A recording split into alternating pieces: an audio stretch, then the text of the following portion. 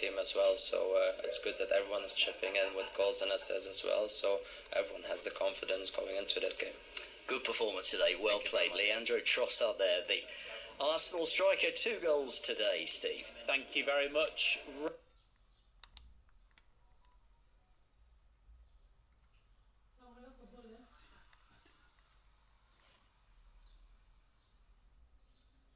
Rob, yeah, I was talking to Ray Houghton about the '94 World Cup earlier, which might be why I accidentally just said Leonardo Trossard.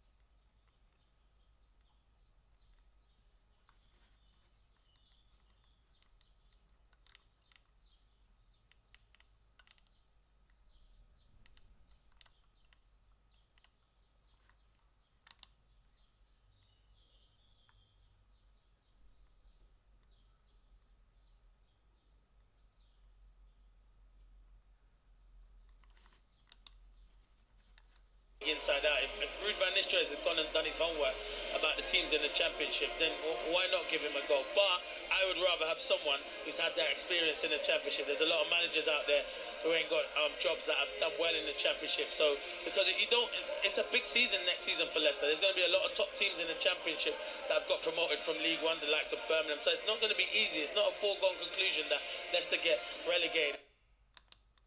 And they can recruit in a manager in the summer. They have to make sure they get the right manager, because it shows in the Premier League this season their recruitment with players and the management haven't been good enough for us. Would you give Vardy a new contract? 100%. In the Championship, I'd give Vardy a new contract, even if he's not going to play week in, week out, because he played 46 games in the Championship. You saw when they got promoted in that promoted season, he scored a lot of goals. And if you're bringing in a young striker, they can learn off Jamie Vardy. He's not going to be able to play Saturday, Tuesday, but the experience he has in the Championship. Stand by, Clinton. I knew it would happen. Here's Mikel Arteta, the Arsenal manager, with Rob Nothman. Yes, Mikel is in front of me here. That was a performance that must have pleased you a lot, because there was no drop-off from what you'd done during the week. No, it was even an increase. I think we started the first 35 minutes, one of the best football we played against a really difficult opponent here. Scored 2 goals, could have scored 3 or 4. And after, the game was conditioned obviously by the red card. We have to manage the game a little bit more. But overall, I think a really positive afternoon. We made changes. We saved some minutes of some players. We gave minutes to other players. We performed really well and we won the game. You must be aware, though, that it would be easy for a team to drop off occasionally after matches of that intensity against Real Madrid. To look at a team that looks so well, all of its patterns are so ingrained, must be something that gives you a lot of pleasure. Yeah, that's what we discussed in the last 48 hours. You know, the consistency is now the next level. It's about doing it at the highest end and doesn't affect the Premier League, and you're consistently there. And you have that desire, that intensity that we played, especially the first 35 minutes, so it was very pleasing to actually see it. Bukayo Saka went off and we saw him strapped with an ice pack around his Achilles. Is he all right? Yeah, he was sore, but I think it's nothing serious, so that's positive as well. So what's going to happen now in terms of what you do team selection-wise with a game against Crystal Palace before those Champions League matches come around? Let's see how the boys are, because obviously today we have to make changes. We have players that they could not start the game, others that they could not finish the game. It's been a big headache every week in the last 9 months with the amount of issues that we had, but we are coping with it. Thank you very much for your time, Mikel Arteta, who's going to, I think, go away and blow his nose. He's got a little bit of the... There's Rob Nothman. I think our line's got a bit of the lurgy as well, hasn't it?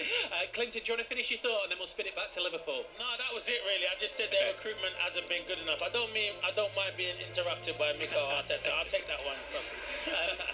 Just on receptions, John. There's been a lot of noise about sort of how some Liverpool fans might feel about Trent Alexander-Arnold, and Arne Slot said he might well be available for 20 minutes off the bench today. That will be interesting to see as well, whether it's a very small minority. Yes, although I suspect... Well, we'll find out, won't we? I mean, how many Liverpool fans will there be here? 3,000? Yeah.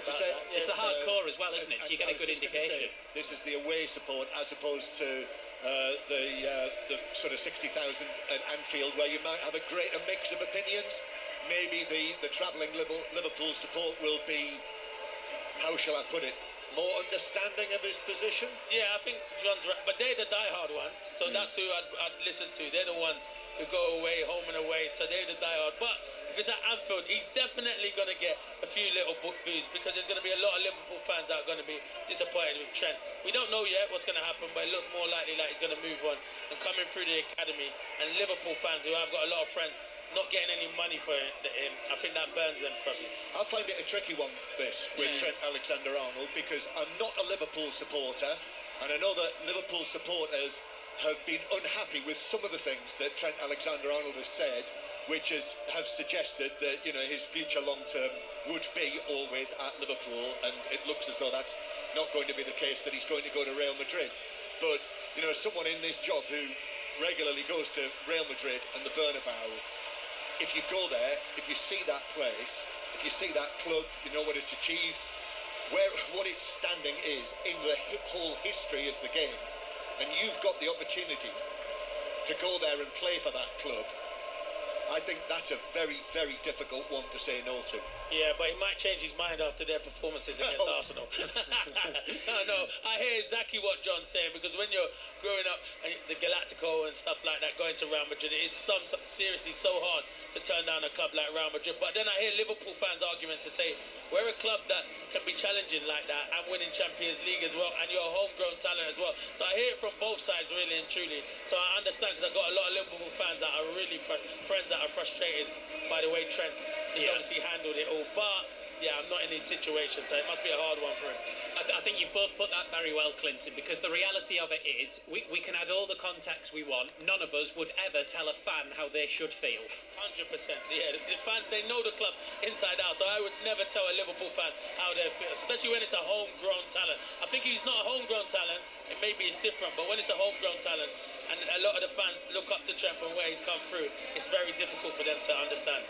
First game for Virgil van Dijk since his new contract, 33 now. Arne said to us in the interview you might have heard with Rob Schofield earlier on 5 Live, that he thinks Van Dijk can still play on for a long time yet. So it's 33, it's 2 years at least. Do you think his game is borderline ageless, if you see what I mean? Yeah, I agree with you. I think Virgil can play. You know what he is? He never gets himself in situations. He reads the game so well, so he don't get himself in situations where a lot of the time he's in a one-on-one. And when he's in a one-on-one, Crossy, his body shape and his positional sense is brilliant. Virgil van Dijk is a hell of a signing for Liverpool. You know why? He makes all the other players around him in that back four better players. He makes them better players. The goalkeeper feels assured when Virgil van Dijk. At the other end, with Salah, he's got so much pace. That's the one where you worry if his pace slows down, but he can still score goals. But I think Virgil van Dijk signing that new contract, brilliant news for the Premier League and brilliant news for every Liverpool fan. We can now hear live from Ruben Amorim, the Manchester United manager. Another defeat for them. Here he is with Charlie Slater. Ruben, thank you for joining us. The highs and lows of football, eh? Yeah, I think it's clearly, and it's easy to resume this game. We didn't score in our opportunities. The only shot maybe on target from Wolves, they score. So if you don't score goals, you don't win games. How disappointed are you after the heroics of Thursday, after such a high, to see that good feeling evaporate today, to disappear? That is in the past. So when you play for a big club like this, you won one game in one stage in Europa League. So let's move on.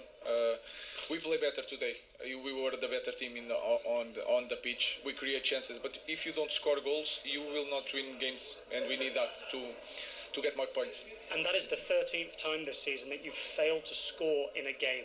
That is surely one of the biggest problems you've got to fix this summer. Yeah, I already said that. We need to score.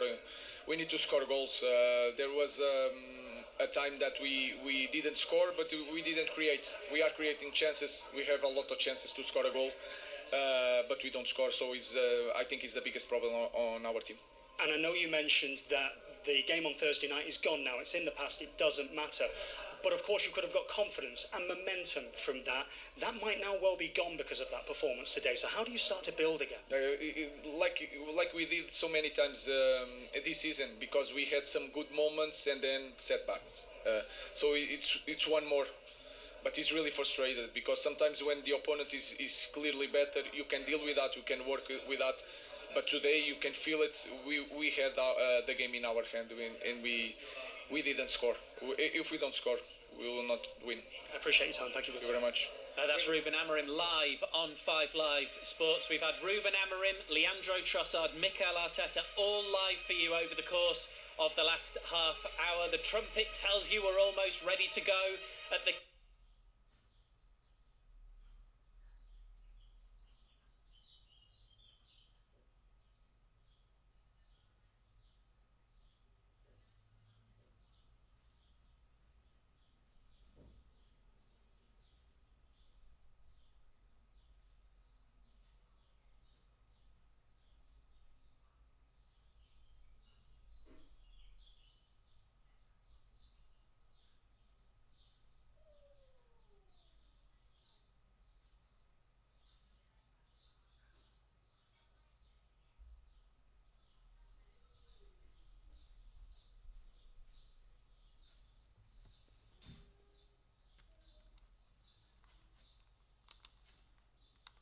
Handed around above the heads of the Liverpool supporters who are in one corner. So yes, Liverpool are closing in on the Premier League title, but after Arsenal's big win down at Portman Road earlier that you might have been listening to, it cannot be confirmed today, but for Leicester City, I'm afraid what can be confirmed for them is that they will be back in the Championship next season. They have to win, Clinton, and that's a daunting prospect against Liverpool, who I just have a feeling with the big news that they've had, Salah last week, Virgil van Dijk this week, that late win against West Ham at Anfield last weekend, it could be a difficult afternoon for Leicester. Yeah, you're right, John. I mean, it definitely will be a difficult afternoon. I've been to quite a few Leicester games recently, and nowhere near have they turned up. Been nowhere near good enough defensively. And Liverpool will be looking. They've had a great week, Liverpool, with the news last week about Mo Salah, and then this week with Virgil van Dijk. And he just went over to the fans, and they gave him the biggest round of applause. Virgil van Dijk. Every player will be on it. Would not surprise me if Mo Salah fills his boots this afternoon, and that's not being disrespectful to Leicester. No, absolutely. Well, the bugler has stepped away. The Leicester City players are going into a huddle there in the half to our right. Should say it is an absolutely glorious afternoon. It is beautiful here in Leicester today. Blossom on the trees, sun shining down. It is the picture of springtime, isn't it? Yes, it is. It is beautiful. I have my t-shirt. It's a bit windy here, but out there in the sun. Don't spoil the picture. No, it won't. It's brilliant. It's blue skies, and it's because I live 20 minutes from here. That's why, John. So I always bring the sun with me. The sun always shines on Clinton Morrison. All right, before we get underway, it's back to Hampden because Gavin Wallace. The sun is shining on Celtic, John. It's 5-0. Jota just on the park. It's a great ball out from Alistair Johnson, back post, and he's flying there. As soon as the ball hits the deck, he taps it home. St Johnstone 0, Celtic 5. Thank you, Gavin. So it looks like, well, it will be Celtic against Aberdeen in the final. And here, we're ready to go. The expectation is that the Foxes today will be like lambs to the slaughter. But let's see. Leicester City against Liverpool. You're with us on BBC Radio 5 Live. BBC World Service listeners are with us as well. Welcome to you as Liverpool kick off, playing from left to right.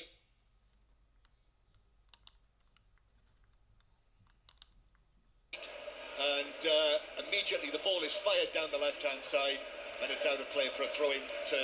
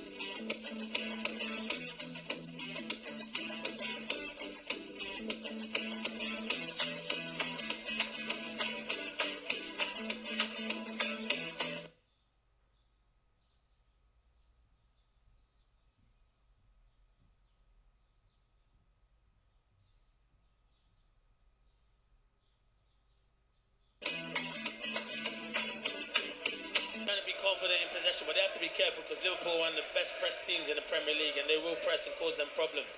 As Liverpool had the ball on the edge of the area, Diaz through, Salah one-on-one, it hit both posts. How on earth did that stay out?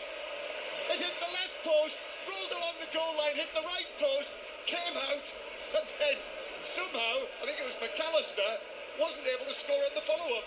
Well, that's a collector's item. I can't believe it. I was just right behind him and thinking 1-0, and he's onside. It's a great little ball, and he does everything right apart from finding the back of the net. He's really unlucky. He's unfortunate, but it's too easy to get through Leicester there. Very easy, but unlucky Salah. That, for Leicester, was ominous, but maybe it's going to be their day. You never know.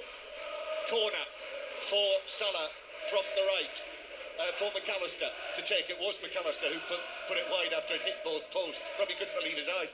In comes the corner, half-headed away to the edge of the area. Shot from Gravenberg, yet to score this season. That's blocked inside the area. And then it's headed out by Tsimikas out towards the left-hand side, and Liverpool back to the halfway line. Clinton, how often did that happen to you in your career, your entire career, clubs and country, that you hit a shot that hit both posts and stayed out? I think once. I think it's only happened once that I can remember in that, because I didn't play for many years when it only was. But that's so unfortunate because I think usually when it hits one post, John, the angle of it, the ball usually takes it into the net, but it's just rolled right across the line. Lucky shining with Leicester at the moment. They'll be hoping it's like that all day. I think you could play your whole career and at the very top of the game. Yeah. You know, Messi, Ronaldo. I wonder if it's ever happened to them. No, but they're better than me, aren't they? They would put it in the back of the net, not the post. Just happened to Mo Salah.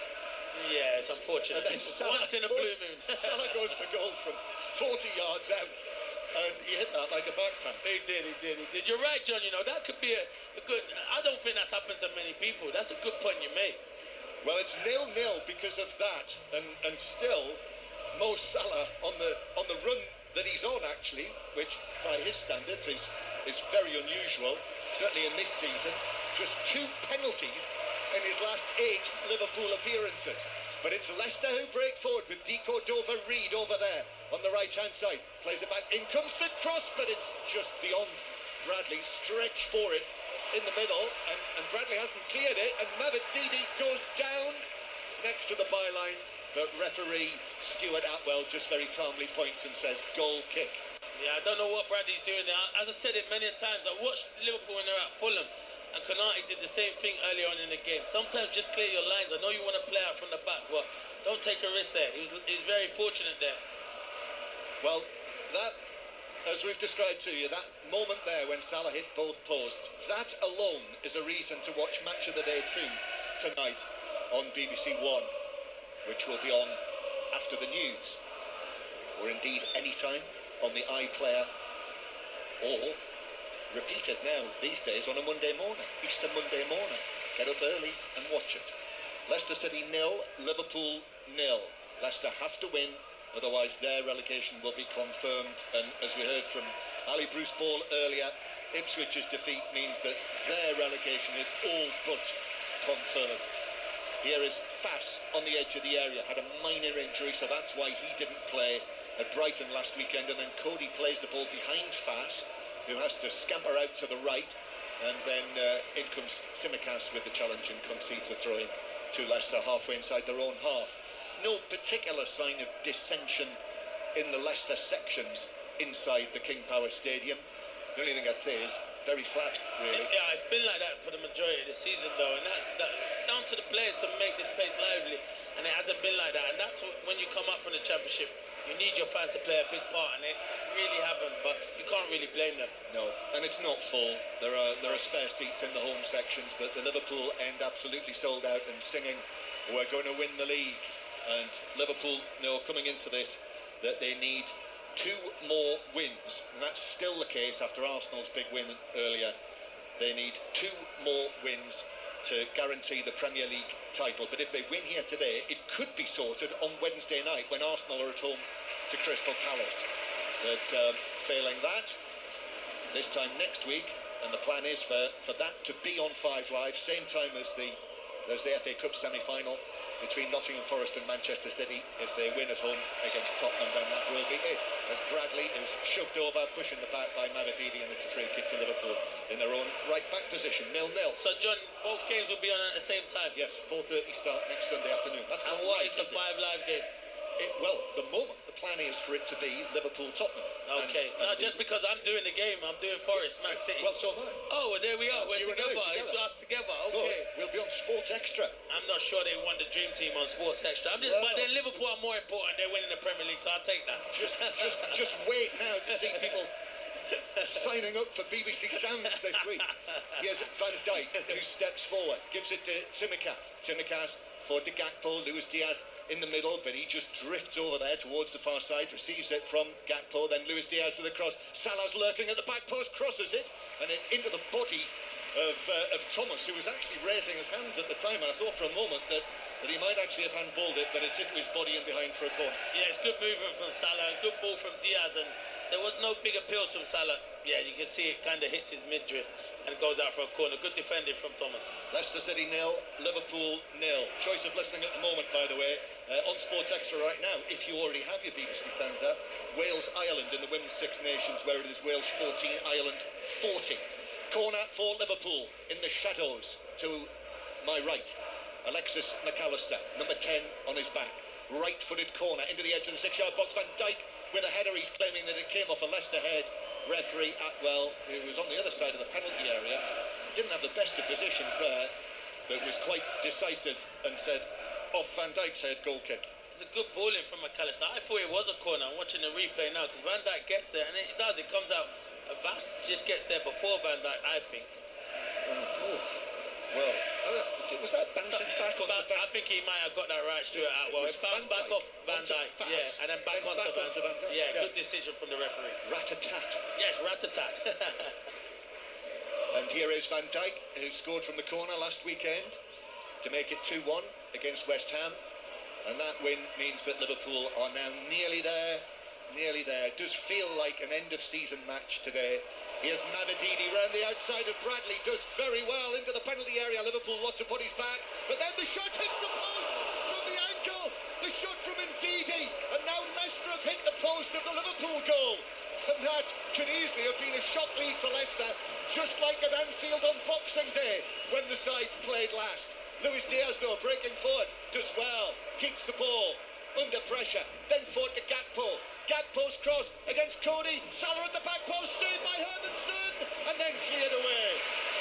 Cleared away by Pereira, out for a throw down the left. What a game, the end-to-end, to be fair. It's brilliant from Mavididi at the other end. He does ever so well. He picks out Wilfred Ndidi. It's a great strike from Ndidi, and he's so unlucky, hits the post, and then they just break. Diaz, brilliant to Gakpo, great stand-up. Salah again. Yeah, save from Hermanson, brilliant save. Good save. Yeah, got down well, diving down to his right. Did push it into the penalty area, so he needed a little bit of luck, but he got it. And I suppose Leicester probably are due a little bit of fortune after the season they've had. Tsimikas though with the cross, and that's headed away by Cody, former Liverpool man, remember? Connor Cody, as Leicester again clear towards the halfway line. Oh, what a start we've had. Wow. 10 minutes. Hit the post. Salah's hit both posts. Yeah. Indeed, he just hit one. Hit the post of Alisson's goal, but still 0-0, and Liverpool with the ball halfway inside their own half. Incidentally, you could pick out all manner of things from this match in terms of numbers and facts, etc., etc. Here's one for you. Liverpool have scored 40 away goals in the Premier League this season, and that's more than any other team. Leicester City have kept... How many clean sheets do you think Leicester have kept in the Premier League this season? One. Correct. Yeah. 1 clean sheet, and that was back in October. As the ball is clipped in by Salah, and it comes off Cody's head. And I thought for a moment that was going to drop into the top corner, but it landed on the roof of the net. And it is another corner to Liverpool. Yeah, they are threatening, and Salah looks like he's in the mood on this right-hand side. He just gets it. He tries to cross it, deflects off Cody, and you think it's going to wrong foot Hermanson, but we'll have goals in this game, John, for sure. So it is another right-sided corner for Liverpool. McAllister waiting to take this. Van Dijk with that new contract, just watching him. He's got 2 Leicester players either side of him. In it comes, and it is steered away behind. Konate was after it. Thomas was there as well. Referee says it was the final touch off the leg of the Liverpool centre-back, and it is a goal kick, and it remains 0-0. If you've just switched on and you haven't heard earlier, Ipswich Town 0, Arsenal 4, and a concern with an injury to Saka, but we've already heard from Mikel Arteta live on 5 Live Sport this afternoon, so it looks as though he's going to be okay, which is a big relief. It was. I don't think he intentionally meant to do it. He didn't, Leif Davis, but it was a naughty tackle one down the back of his Achilles, and we don't need Saka to be injured. He's had a long injury, and Arsenal will need him fit if they're going to progress in that Champions League. Yeah, you'll hear both of those matches here on 5 Live. Liverpool come forward, but Luis Diaz passes it straight to Luke Thomas, and then Soumaré goes back to Connor Cody, who goes back to Hermanson, and then Hermanson goes long and high, right down the middle of the pitch. Van Dijk against Vardy, and the ball comes off Van Dijk's head all the way back to Alisson. In fact, we've brought you commentary on all 3 of the matches in the Premier League so far today. After the events of Thursday night, back to Premier League Manchester United today, as Wolves won 1-0 at Old Trafford. And Liverpool on the attack, and Chelsea turning it round late, winning 2-1 at Fulham in the West London derby. Gakpo with a cross into the near post, but Hermanson is able to make the catch. And right now, Celtic 5-0 up on St Johnstone in the second of the Scottish Cup semi-finals. Wow, John, I'm going to ask you a question. Tell me a better centre-back in the Premier League that can ping a ball 67 yards better than Virgil van Dijk. Yeah, I think it's absolutely true to say that there is a great virtue, I feel, if you're a top football team and you've got a high-class central defender. You know, very often age and experience is a good thing, isn't it? Yeah, to have around. And I think as well for the general well-being of the squad. You need someone like him around, and I think he's brilliant. I think he's a brilliant leader. I think he's a fantastic footballer. I'd just like a centre-half to ruffle him a few times, because his hair's always in good condition. It doesn't look like he plays 90 minutes of football, John. Yes, just though he's got plenty of conditioner in it. Exactly. He said, didn't he, when it was announced, it was always the plan. Yes, it was. It didn't look like that to me. It didn't. Oh, unless he was winding us up. Do you think? All season long? Exactly, could have been. I think Salah was the same. Salah was the same. I think both knew what they were doing. Just teasing us and the Liverpool fans. Even when he was saying, I'm more out than in. Yeah, I know. What a tease. I know, big tease, but we love it. Another 2 years of Mohamed Salah. I'll take that all day long. And Virgil van Dijk. And Trent Alexander-Arnold, as discussed earlier on 5 Live, on the bench today, but probably in his final weeks as a Liverpool player before he heads. Well, it couldn't be sunnier climes. Can't be any sunnier than this in Madrid today. Here is Tsimikas, back to the halfway line, to Van Dijk, who just strokes it across to Konate, and then Konate with the pass. Salah's after that, Luke Thomas is with him, and the deflection takes it infield. Soumaré just chips it out, and then it's played out for a play off Bradley by Soumaré for a throw-in to Leicester halfway inside their own half. So Leicester City 0, Liverpool 0. A little later on, we will bring you updates on the Barcelona-Chelsea Women's Champions League semi-final after that dramatic game between Arsenal and Lyon yesterday. And just mentioning the Lyon match against Manchester United in the Europa League the other night, if you missed it, you've probably heard Conor McNamara and Paul Robinson's commentary, but you can go back on BBC Sound, have a listen to Extra Time from round about 10 o'clock on Thursday night. Something. It was brilliant. Yeah, it was. It was brilliant. I'm not even going to lie. I had loads of people saying to me, unbelievable. It was brilliant. Yes, and as I was saying to Patrick Keelty on 5 Live yesterday morning, since Thursday, NASA have been on to us and said that Connor's commentary could be heard in outer space. Brilliant. So there we are. Connor goes international and indeed into the universe.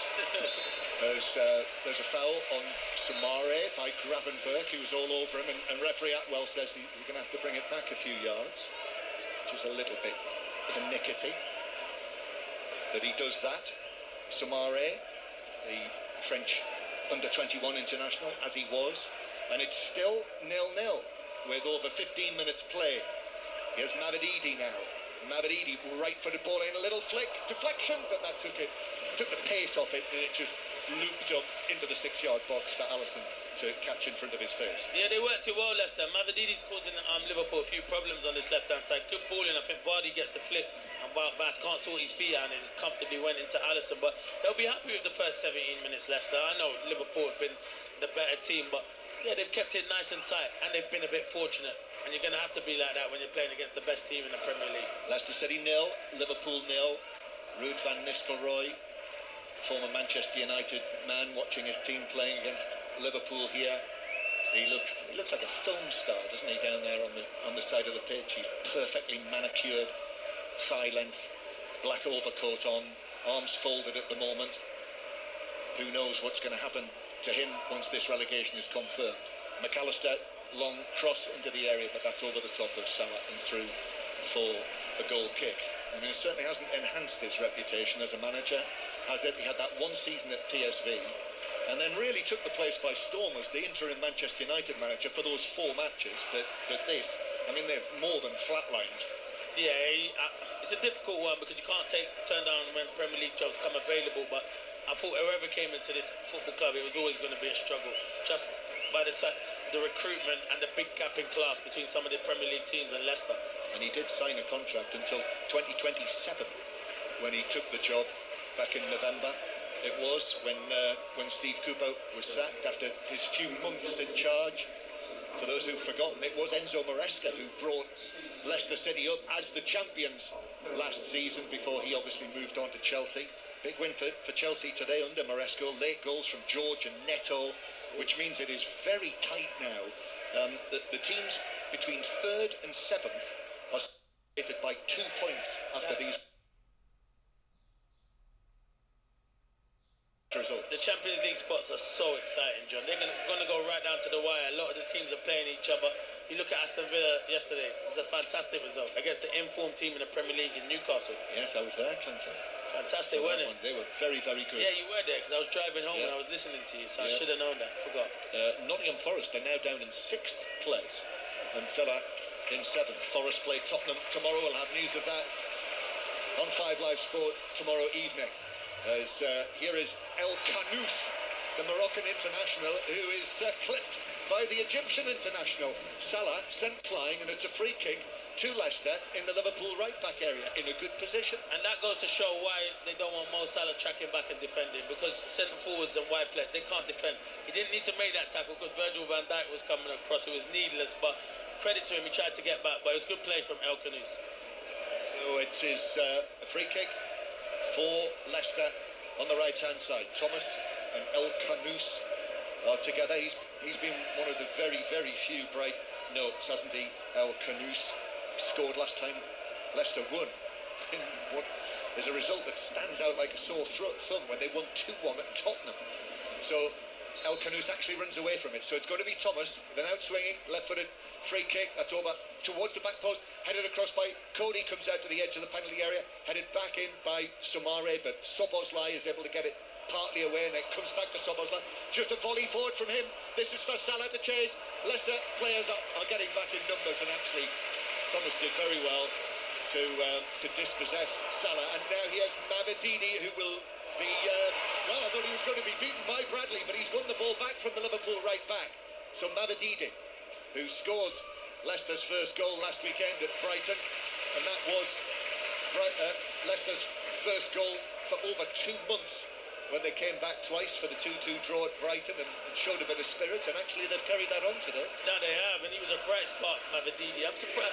I said it when he was in the Championship, he was one of their better players, and he didn't start the season, and I was very surprised that he hasn't played enough games this season. I know it still would have been a struggle, but his excitement, he can take people on, score goals and cause problems. Yes, playing on the left wing, Steffi Mavididi, former Arsenal youngster, quite a career path having ended up at Juventus. A throw from Thomas into the Liverpool box, bounces down and then is cleared away by McAllister into the Leicester City half. Arne comes forward, and when it eventually happens, and when Liverpool are confirmed as the champions, and what will be a record equalling 20th league title success for them, as Bradley is leaned into, fouled, ends up on the ground by El Canous, so it's a free kick to Liverpool in their own right back area, and Bradley takes the ball and takes a free kick across to Konate inside the penalty area. Yes, I think when Arne and Liverpool are eventually confirmed as champions, there will be great praise for the job that he's done. When they made, it's effectively Jurgen Klopp's squad, isn't it, really? It is. There were big shoes to fill. Listen, I do think Jurgen Klopp set the foundation for him, but he's still got to come in and deliver. You know what Jurgen Klopp was like? He's fantastic for Liverpool in the Premier League, but yeah, Slot's been outstanding. Yes, literally and metaphorically, big shoes to fill. Those enormous trainers. Here is Bradley, who brings the ball forward, out to the right-hand side to Salah, back to Bradley in the penalty area, cuts back onto his left foot, gets the shot in, it was blocked, but the ball ricochets across the penalty area and back towards the halfway line. Full-time whistle has gone at Hampden Park in the second of the Scottish Cup semi-finals, and Celtic coasting through Gavin Wallace. Yeah, 5 goals to nil they've won, John. Celtic fans behind the goal were taps off with pale skin, but their team were on red-hot form. A 5-star performance, goals from McGregor, Ida, Jota, and a double from Maeda. Ensure Celtic now are on course for a 43rd Scottish Cup. John, Aberdeen beware. St Johnstone 0, Celtic 5. So Celtic, Aberdeen, beautiful day here in the East Midlands. Not quite warm enough for taps off, though. No, if I see anyone with their tops off, I'm very surprised if I see a few people with tops off. It is warm though, it's a good one. It's a t-shirt kind of weather. Yeah, lots of PSG fans the other night at Villa Park had their taps off, as they say in Paris. As Soumaré and Ndidi together. Here's Mavididi again on the left-hand side near the halfway line. El Canous and Ndidi back centrally, and then Soumaré will play it back to Fass. I have to say, if you just walked into the ground, what a pass that was by Fass to Mavididi, who was in an offside position, as I should have known, Clinton. You obviously called that as offside, as you always do. Yeah, he's got to be looking across the line. The ball from Fass is outstanding. He's in the same area that just reminds you so well. He does. David Luiz. I thought that David is a better defender than him, though. Full credit. I thought David Luiz is. Sometimes he wasn't. No, sometimes he wasn't. Sometimes he was about fast. I'm not even going to argue that case. But yeah, good footballer when it comes to passing and on the ball. Yeah, but a brilliant player. Yeah, exactly. He hastily says. As Thomas gets up and heads the ball out of play and makes sure it doesn't reach Salah. In the Premiership, one game today in the Rugby Union. Bristol against Leicester Tigers. They're home, just up the road from here, Welford Road. Bristol 19, Leicester 36 is the latest score. With, well, it's nearly finished actually, that match.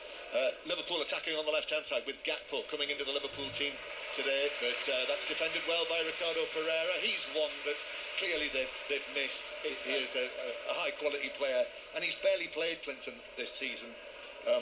Ricardo Pereira, this is his 9th appearance, 5th start. John, that's got to be injuries. It can't be. Yeah, it cannot be because you're not picking him, because he's exciting. I've always liked him wherever he plays. If he plays right back or in midfield, I think he's a better fullback, and he's been a good signing for Leicester.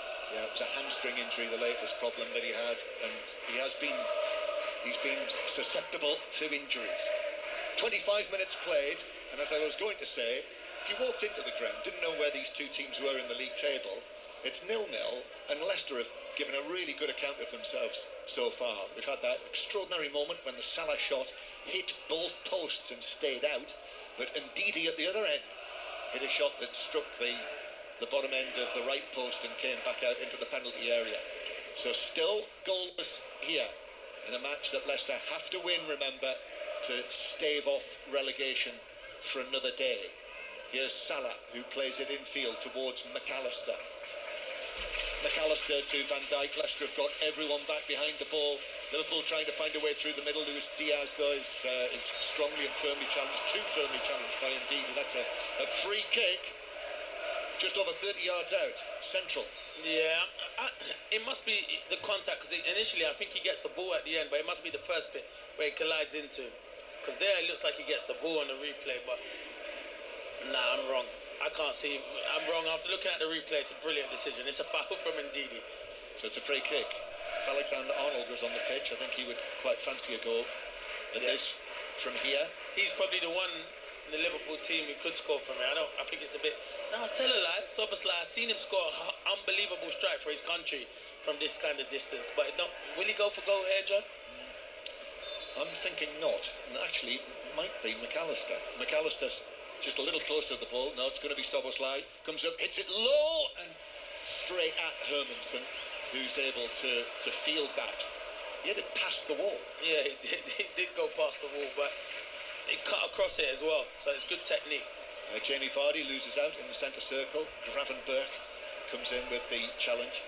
And then it's McAllister who's able to start to bring the ball forward for Liverpool again. Their songs, Liverpool's songs, continue to reverberate around the ground. They're having a great time, the Liverpool supporters, whereas Leicester City's long-suffering fans this season, in the main, are sitting quietly and just taking it all in.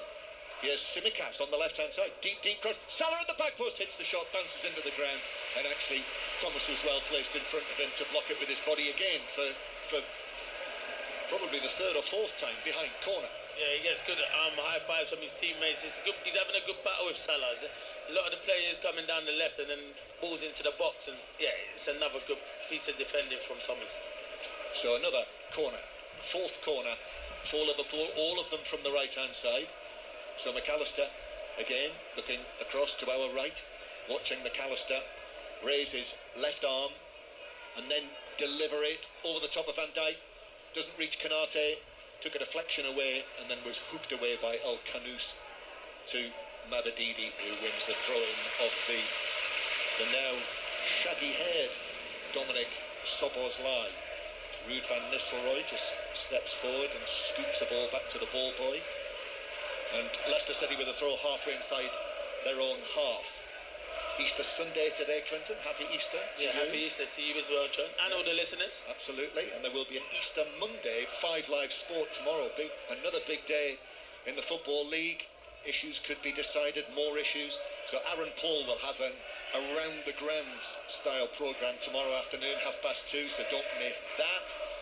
And then tomorrow night, Joe Hart will be on the Monday Night Club with Mark Chapman and Chris Sutton and Rory Smith again before a 5 Live Sport special tomorrow evening to mark the 20th anniversary of Jose Mourinho's Chelsea winning the Premier League. Here's McAllister. McAllister taking it on through the middle, but Ndidi is frustrated with the referee. Gives a free kick against him. They take this one quickly, and then a foul by Mavididi on Bradley. And it's a free kick that Liverpool think about taking quickly again, but don't. They're going to organise themselves. Nah, yeah, Liverpool are trying to get on with it, but Leicester are being disruptive and disrupting the play. But that's what you got to do when you're playing against top teams. And yeah, indeed, he's trying to be combative in midfield with Samari, and it's difficult because they have some good technicians in there. Liverpool do. So Liverpool now back to 10 points clear at the top of the table again after Arsenal's win earlier. Free kick that will be curled in by McAllister. Just has a look over towards the players on the edge of the penalty area. Ruud van Nistelrooy spots something and makes a signal. McAllister curls it in, but that's headed up and away out towards the left-hand side, where the throw-in is won by El Khanous as McAllister came in with the challenge, and El Khanous has gone down and rolled off the pitch. Whether he's just caught him on the ankle, I don't know, the shin. Yeah, he's lying on his back off the field at the moment. He might have. It looked like McAllister maybe got the ball, but if he's off the pitch, then carry on playing, because I guarantee he'll soon get up. And there's hardly any contact. He gets the ball and maybe follows through and catches him on his ankle, but it's not a foul. Some of them, though, wear the tiniest shin pads. Yeah, they do. Some don't wear. Yeah, literally the thinnest shin pad I've ever seen, Joe. Yeah, it's like crazy. It's crazy. It is, really. Yeah, it is crazy. And they are like centimetres long. They are. They're not protecting their shins or their legs at all. Leicester City 0, Liverpool 0. and that is remarkable in itself, isn't it? Over half an hour played now. Yeah, it has, and it's just flown by in this first half. It has flown by. Obviously, Salah's had the best opportunities where he's hit 2 posts, but then indeed he's hit a post as well. Konate to Bradley, and then Mavididi comes in, puts the challenge in. This is exactly the performance that Ruud van Nistelrooy was calling for on Friday. You know, be competitive. It's just so often not been the case this season when Leicester have lost 22 matches out of 32. They've lost 11 at home and 11 away, and actually to lose 11 home league matches in a season is a club record for Leicester City. Another of those unwanted club records that Leicester have racked up during the course of this campaign. Bradley back to Konate as the Liverpool supporters strike up a chorus of Steven Gerrard's name. Can you imagine Steven Gerrard in this team? Oh wow! Because for me, he's still the best Liverpool player I've seen, and I'll put that out there. I know they've got Salah, Van Dijk, but Steven Gerrard for me was fantastic. Single-handedly at times he carried Liverpool teams in the past. Bradley with the ball just down in front of where Ruud van Nistelrooy and Arne Slot are standing. The ball is turned out to Van Dijk, and then here is Gakpo right over on the white line on the left-hand side. Plays it back to Van Dijk. Now Tsimikas is in position out there. The Greek international left back, currently keeping Andy Robertson out of the team. I did think Robertson may have come back in for this one, but Tsimikas keeping his place as Diaz claims that he was being fouled. No free kick given, and then it's taken away by El Canous, but Mavididi goes back to Thomas. Thomas drives it forward but just gives possession back to McAllister. Still 0-0, half-time approaching. Gravenberg is forced to take it away back towards the centre circle by Soumare, and then McAllister, his chip pass over the top into the penalty area. Thomas had to be careful there, but he was.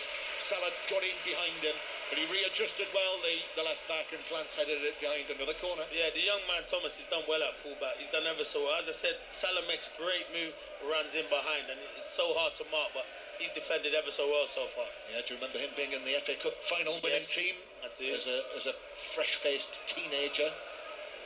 So it is 0-0 here, and McAllister to take the corner from the right flank. Again, Van Dijk and Konate together, then they run in all directions. Leicester man's gone down. Konate heads it, but straight at Hermansen, who's able to pick it up on the bounce. So it remains 0-0. They are underway in the second of the Women's Champions League semi-finals, the first leg, as per yesterday, Barcelona-Chelsea, and it's being monitored for us by Emily Herbert. Yeah, it's just kicked off, but Barcelona remain the team to beat in European competitions. Bompastor and Chelsea have gone strong, the same side that beat Liverpool to book their place in the FA Cup final. Ramirez and Beaver Jones lead the line. As for Barca, they're as formidable as ever. They've all but wrapped up their domestic league. 7 changes for them, with all the big names returning, including 2-time Ballon d'Or winners Aitana Bonmati and Alexia Putellas. But it's just kicked off, and it's 0-0. Yeah, it's just like the men's team, top of the league. Got a good lead now after an extraordinary game yesterday evening, when Rafinha scored the winner from the penalty spot when they were 3-1 down against Celta Vigo. And obviously Champions League semi-final for the men to come. Who are you seeing as the favourites to win the Champions League? Good question, John. A lot of people say Barcelona, but I wouldn't rule out PSG or Inter Milan because, and listen, Arsenal could beat PSG. We saw that the other night. I think Arsenal, the way Villa turned it around in that second half, but I just feel PSG, they do have a lot of good attacking play. Midfield and going forward, they're fantastic. But so with Arsenal. But if I had to pick 2, probably PSG, Inter Milan. Okay. I thought you weren't going to get there, but you did in the end. I did there. I was trying to big up so many teams. I didn't want everyone to think I was having a go at Arsenal, so I just thought PSG, Inter Milan. Sure, I wouldn't think that. 10 minutes to go to half-time. Leicester City 0, Liverpool 0. Bradley just playing it across to Van Dijk. Still, Liverpool are being made to wait. Long pass forward. Szoboszlai in on the challenge. It was one of those where he dipped his head down as Thomas was looking to maybe kick it away. Might have just caught him, but it's out for a throw. That's all that's given. Szoboszlai's okay. Thomas plays it back to Cody. Cody rolling it across the 6-yard box. Hermansen, the Danish goalkeeper, has already made one decent save from Salah. Thomas, then back to Cody again, right foot and forward from him. Mavididi gets a touch on that under pressure from Konate. Van Dijk fires it back forward. Cody left it. It's bounced all the way to Diaz. He pulls it across, and the header down is saved by Hermansen to his left. Gakpo coming in, maybe 8-9 yards out.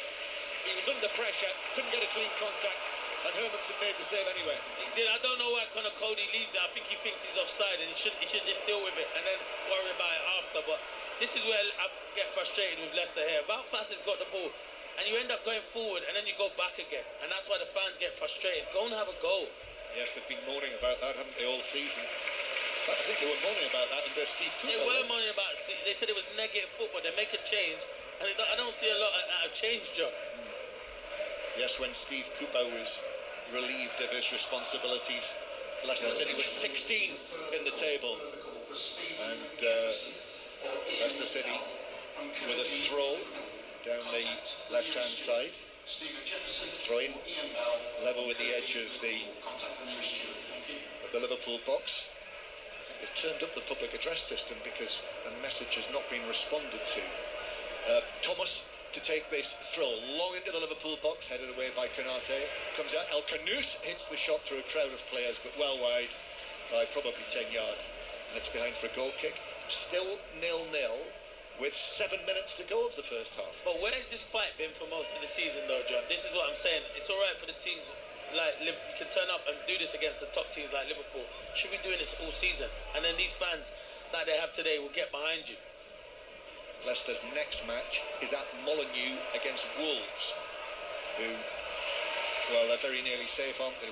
Wolves now, after that win at Old Trafford, as Cody back to Mavididi, but it runs away and Bradley's able to play it forward towards the halfway line.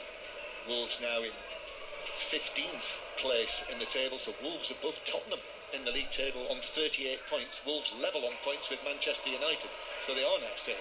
Wolverhampton Wanderers with that win at Old Trafford today. And talk about the praise that Arne Slot will get. I think Vitor Pereira will be getting plenty of praise as well on 606 later. Robbie Savage and Chris Sutton will be taking your calls. Lines will be open at half-time in this match. And we will hear from the man himself, Vitor Pereira. He likes to talk, doesn't he? He likes to talk, but fair play to him. He can be able to shut him up. No, you won't be able. He can back his talk up. I give him that. Here's Gakpo in from the left-hand side, curls it in, and Hermansen threw an arm up and clawed it away past the top corner and behind for a goal kick to corner to Liverpool again. The amount of time Salah gets free at that back post with good movement, but it was good goalkeeping from Hermansen. So McAllister waits to take this. It's the same routine. All 6 corners have been from the right-hand side for Liverpool. So once again, Konate and Van Dijk together near the penalty spot. Salah's taken up a position over there on the left. There's no one on him. And in comes the corner of the edge and 6-yard box. Headed goalwards by Konate and then cleared away next to the post and up and over the bar by Ndidi. Yeah, it was brilliant, John, because you know what? If Ndidi don't get there, I think Salah may be coming in at the back post. He does, and he has a tap-in. Really good defending. Good contact from Konate. Good defending, Ndidi. Yeah. And we have the first Liverpool corner from the left-hand side now. It is still 0-0. 5 Live and the World Service from the BBC. Tsimikas then will get the chance to take this. He's got a decent delivery on occasions. Tsimikas, in it comes. Fast is able to get up and head it down and away in a mane of curly hair. And then it comes back to the halfway line. Bradley has got to keep his feet, which he did against El Khanous, and then he brings it forward, plays it into the penalty area, shot on the turn from Gakpo, but straight at Hermansen as Fass took the Dutchman wide, and the shot was straight at the goalkeeper. It's brilliant from Conor Bradley. He's the last man. He just skids past El Khanous. This young man can play. It's a good ball into Gakpo. I think Fass just does enough, and the shot's not powerful enough to beat Hermansen, but good play from Bradley. Leicester City 0, Liverpool 0. Beautiful day. County Championship cricket day, and all of those matches you can find the commentary, every single County Championship match. BBC Radio, our local radio stations providing the commentary, and you will find it on the cricket pages of the BBC Sport website and app. It takes a little bit of finding, but if you've not seen it before and you find it, it's almost like opening a Pandora's box if you're a cricket fan. Leicestershire, top of the league. Okay. Here's Tsimikas into the area on the left-hand side. Pulls it across. Salah's there! And off the ground. Salah under pressure from Thomas. Couldn't keep the shot down and lifted it over the bar. Goal kick. Oh my, Salah's having one of them days again. Listen, it's a difficult skill there, because good play from Gakpo. It's a brilliant ball from Tsimikas. He has to fire it. And Salah can let it hit him. But where he's trying to go with his right foot, if he just chests it in, I think he's got a better opportunity. But good play from Tsimikas. Oh, good chance for, you know what, it's a good chance for him, because Mo Salah's world class. It's great opportunity. Yeah, Salah, as I say, just the 2 penalties in what is now, well, almost 8.5 Liverpool appearances. He did set up the goal, the opening goal against West Ham last Sunday afternoon, but the goals have rather dried up for the Egyptian king. And as I'm hearing, there is a penalty in the Champions League semi-final, Emily Herbert. There is, yes. Barcelona have a penalty against Chelsea in this first leg of the Champions League semi-final. It's going to be Alexia Putellas to take it. The ball is on the spot. Hannah Hampton in goal, the English goalkeeper, as Putellas takes 2-3 steps back.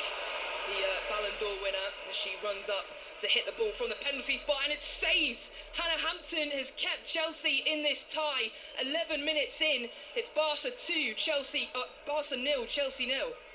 So the penalty save for Chelsea, it remains 0-0. Leicester Tigers have won at Bristol in the Rugby Union Premiership. Bristol 19, Leicester 36, and 0-0 here at the King Power Stadium with 2 minutes to go to half-time, and Liverpool with the ball on the edge of their penalty area. So Van Dijk just begins to bring it forward in his blue boots that he's been wearing this season. Here's Bradley back into Canate, and Leicester very much in this, Clinton. Here's Gravenberch in the centre circle. Yeah, Liverpool will be frustrated not going in if they don't score in this first half, because they've dominated, but Leicester have defended well. Leicester City played for a long time at Anfield on Boxing Day when Ayew scored early, scored in the 6th minute, but Liverpool came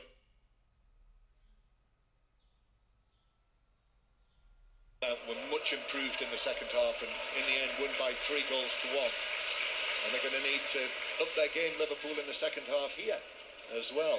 Canate still inside his own half.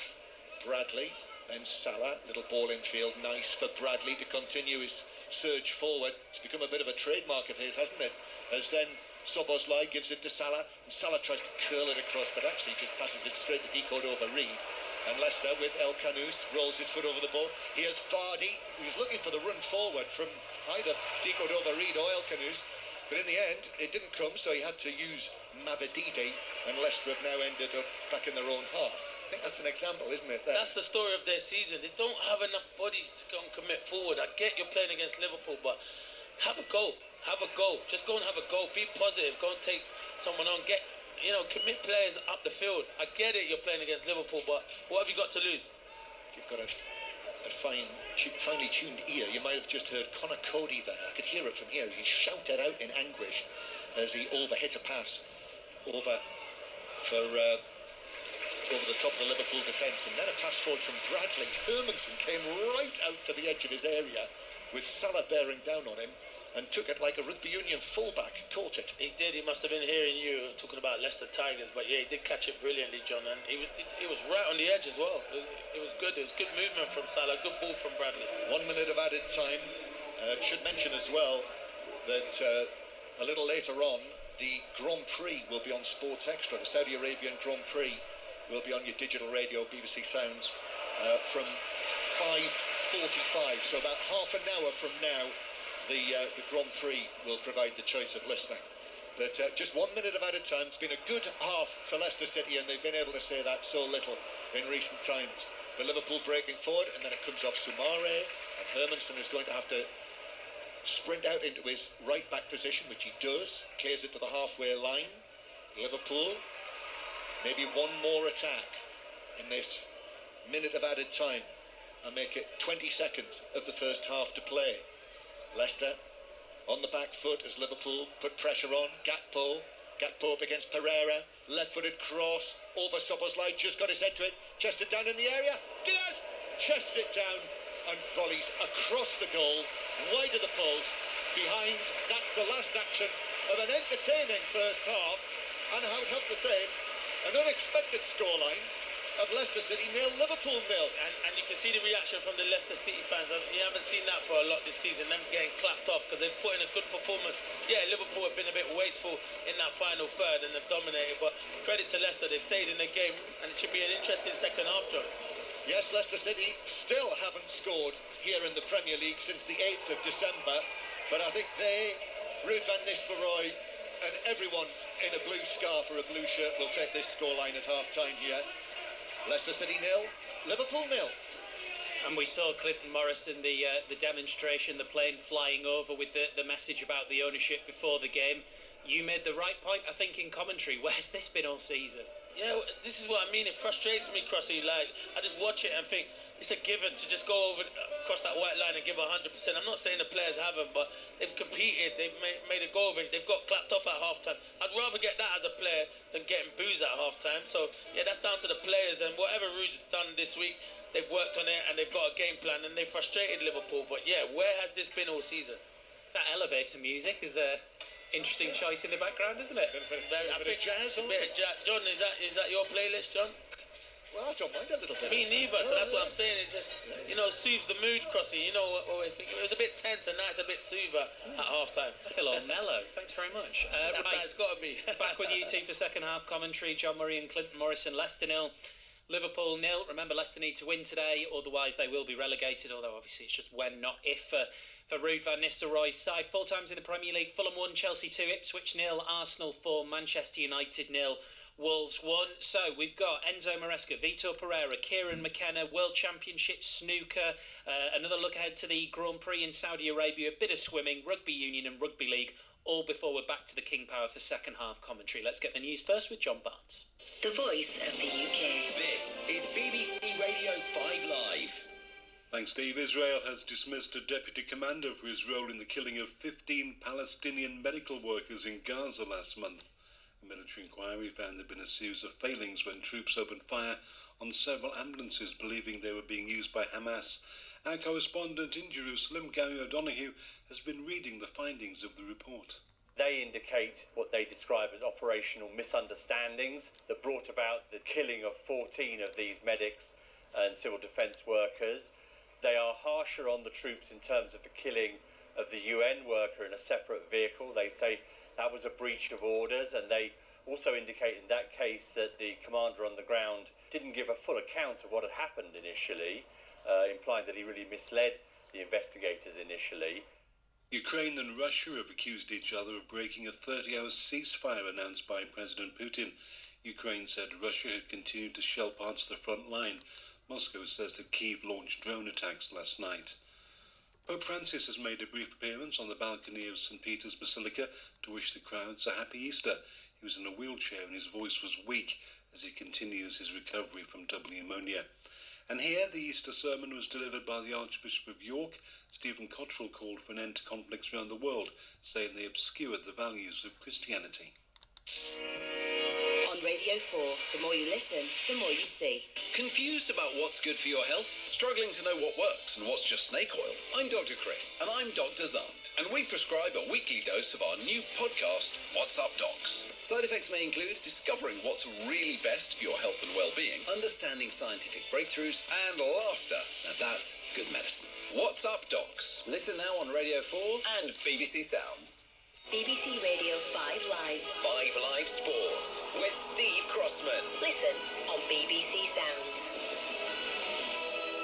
Leicester 0, Liverpool 0. Second half commentary on the way in the Premier League already today. Chelsea came from behind to beat Fulham 2-1. That takes them up to 5th, which is the final Champions League place. Here's manager Enzo Maresca. Happy, very happy. First of all, because I think we deserve to win the game. We start well the first 20 minutes. Then after we concede the goal, unfortunately in this moment that for us it's a must win. It's not easy for the player because you are 1-0 down, so it become more difficult. And then second half, I think we also changed something in terms of tactically, and was much better. Just explain how you changed that tactically. No, we were just probably a little bit more dynamic with the Malo Gusto inside. I said many times that he's doing this for us fantastic since day one, and I think second half we were much better. And talk about the promise of Tyreek George. I remember seeing him score an unbelievable goal for the under-18s against Crystal Palace a few years ago. He's a talent, isn't he? Yeah, he's a talent. He has to work hard. He's doing well with us. He deserved the chance. The goal has been fantastic and has been also very important because it gave us energy boost for the last push, and then at the end we scored the second one. Enzo Maresca with Match of the Day's Jonathan Pearce. After the excitement of midweek, a reality check for Manchester United at Old Trafford. Wolves winning by 1-0. That's 5 wins in a row for Vitor Pereira's side. So what's his secret? Creating the spirit, the good energy between us and the supporters, between the people on the club, and with this spirit, sometimes we don't play every time a fantastic game, but we need to play with our hearts. We need to play with our spirit. That's what we did today. You mentioned spirit. That's the word you keep coming back to. You said it to me a few times last weekend as well after the win against Tottenham. Have you ever known a spirit like it? No, this is the ambition to win, and the commitment with the team, the commitment between the players, between the players and the supporters, and the spirit to help.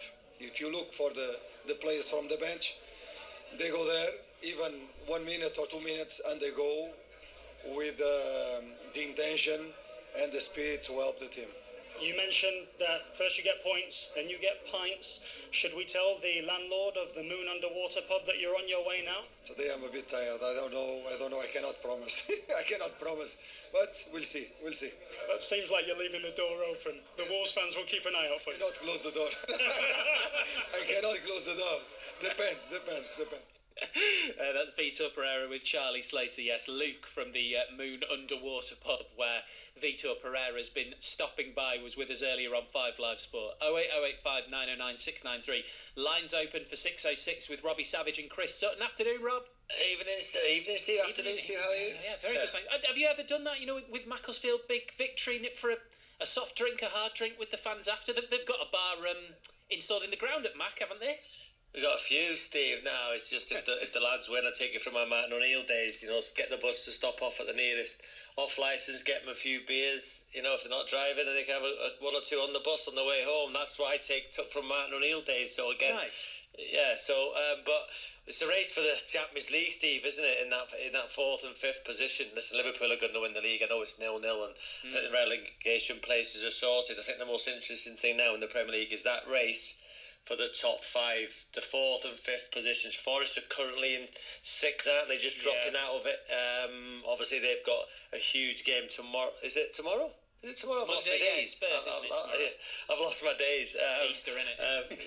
They've got a big game tomorrow. They can get back in it. Chelsea. I believe the manager was getting a little bit of stick at half time, but he turned it around with a fantastic 2-1 win. Wolves, you mentioned there, 5 wins in a row. Man United scored 3 goals the last 7 minutes against Lyon. They've only scored 1, I think, in the last 4 Premier League matches. Quite remarkable. And did that 7 minutes paper over the cracks at Old Trafford, Steve? There's lots to talk about. Liverpool are good in the league. Relegation places are sorted. It's all for the top 5. And Chris said last night, Steve, on 606, Man City won't get in the top 5. He did, yeah. He certainly did. Wow, what do you think about that? Do you think they will? 08085 909 693. Have a good one, Rob. Thank you. Great stuff. Robbie Savage with Chris Sutton for 606. Once we're done at the King Power Stadium. Elsewhere, Celtic will face Aberdeen in the Scottish Cup final. Celtic beat St Johnstone 5-0 in their semi-final at Hampden this afternoon. In the Women's Champions League semi-final first leg, Chelsea are at Barcelona. Emily Herbert is watching. And it's Barcelona 0, Chelsea 0. It's been very end-to-end. Chelsea probably coming out the better in play, although Pates has had a penalty saved by Hampton. Chelsea won this tie away against Barcelona last year. They're on track to do the same today. 24 minutes in, it's 0-0.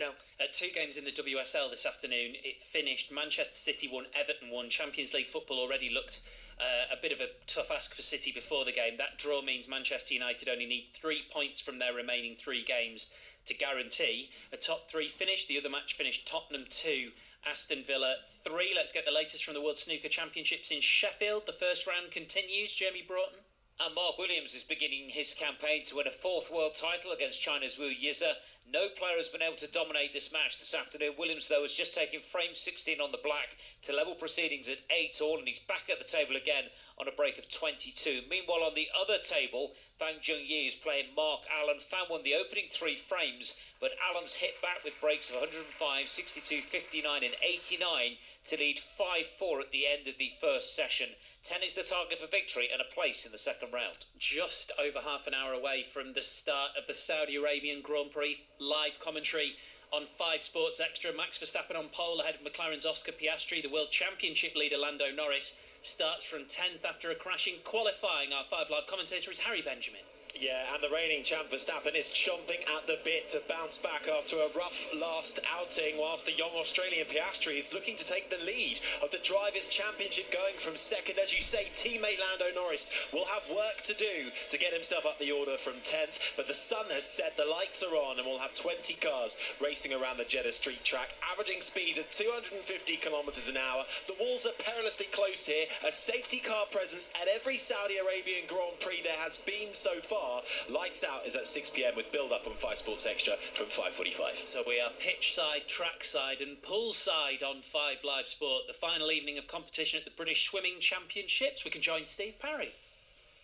Thanks, Steve. Yeah, you're right. We're here at the London Aquatic Centre. I'm with John Hunt and Karen Pickering, and we're watching the final day of the British Swimming Championships, which of course doubles up of the selection policy for the World Championships later this year. There's been over 1,000 swimmers over the last 5 days competing for 36 titles, but most importantly, 30 of them will get tickets to get on the plane to go to Singapore later this year to represent Great Britain. And who better to start with previewing the action than 4-time world champion Karen Pickering. Karen, what are you looking forward to tonight? Well, there's quite a few good races, some really good matchups, but one of the races, the women's 100 freestyle, will be going this evening, and you have Freya Anderson, who hasn't yet booked her place to take part in the World Championships in Singapore, and of course she's been an Olympic champion in the relay in the past, and an important part of the team for many years, so she'll be looking to gain the title in the 100 freestyle, but she's going to have some tough opposition from the youngster Eva Recaro, who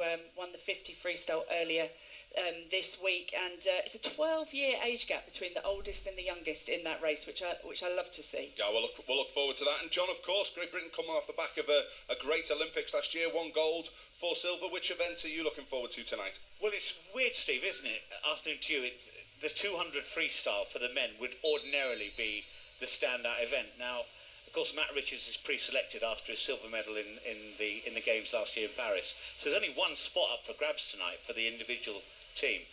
Obviously, the relay team pre-selected as well. So, yeah, that's taken a little bit of lustre out of that event for me, to be honest with you. I'm looking forward to the men's 200 backstroke tonight.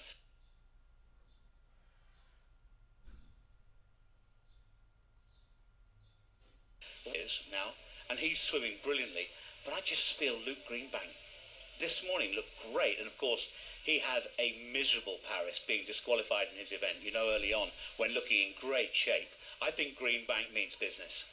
Yeah, it does, and I tell you what, they could do with turning the temperatures down a little bit. It's absolutely sweltering. It was kind of British swimming to stick us at the wrong end as well, John, so you're going to have to get your binoculars out so they can see what we're doing. But Steve, we're lined up here for the GB Aquatics. We're going to be on from 7 o'clock online, and then we're moving to Sports Extra about 7:45. Brilliant stuff. Thank you very much, guys. In the Women's Six Nations, Ireland beat Wales 40-14. Wales remain bottom of the table without a win. In the men's Premiership, Leicester second in the table after a 36-19 win over Bristol. In Rugby League Women's Challenge Cup, London Broncos beat Barrow 22-14.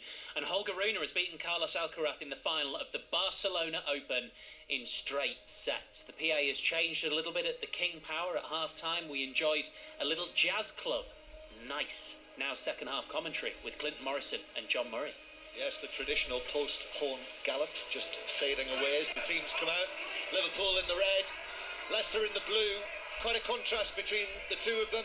Liverpool, the Premier League leaders. Leicester, second bottom of the table. Have to win this, otherwise they'll be relegated today. But they've given a good account of themselves so far. And it's 0-0 as the second half is about to begin. No changes at the break. So Leicester with Hermansen in goal. Couple of decent saves from him. Pereira, Fass, Cody and Thomas are the back four, and Didi and Sumare in midfield. Di Cordova, Reed, El Canous and Mavididi with Jamie Vardy up front. And Liverpool with Alisson in goal, Bradley, Konate, Van Dijk and Tsimikas, Gravenberch, McAllister and Szoboszlai, and then Salah, Diaz and Gakpo. The highlights so far, the Salah shot that hit both posts and stayed out early in the match, while Ndidi went just about as close for Leicester with a shot that struck the upright and stayed out. So the second half begins as Stuart Atwell blows his whistle in the East Midlands sunshine here at the King Power Stadium just south of the city centre of Leicester, and it is Leicester City who play it forward to Di Cordova, Reed. They're attacking from left to right as we look, and we're on the dressing room side of the ground. Ruud van Nistelrooy already in position, and Arne Slot now just walking forward. He's actually put a coat on for the second half. He looks suave though, John, you know. That's the one thing he has brought to the Premier League. He's one of the best dressed managers in the Premier League. Understated, isn't he? Yes, very much so. Could win the Premier League title in his first season as Di Cordova Reed is caught offside. And it is a free kick to Liverpool. Yes, other managers who've won it in their first season at a club, and it is actually a lengthy list. Can you name any of them? I'll start you off. Season. Yep, Mourinho at Chelsea won it in his first season. As Liverpool come forward with Gravenberch. Have a little think. Saved by this. Here is Tsimikas now. Tsimikas to Gakpo on the left-hand side. Gakpo back to the edge of the area. Tsimikas curls it into the back post. I got one. I thought he had one here, and I knew he had one here, but I didn't know if it's his first season. Conte, correct. Yeah, he did it.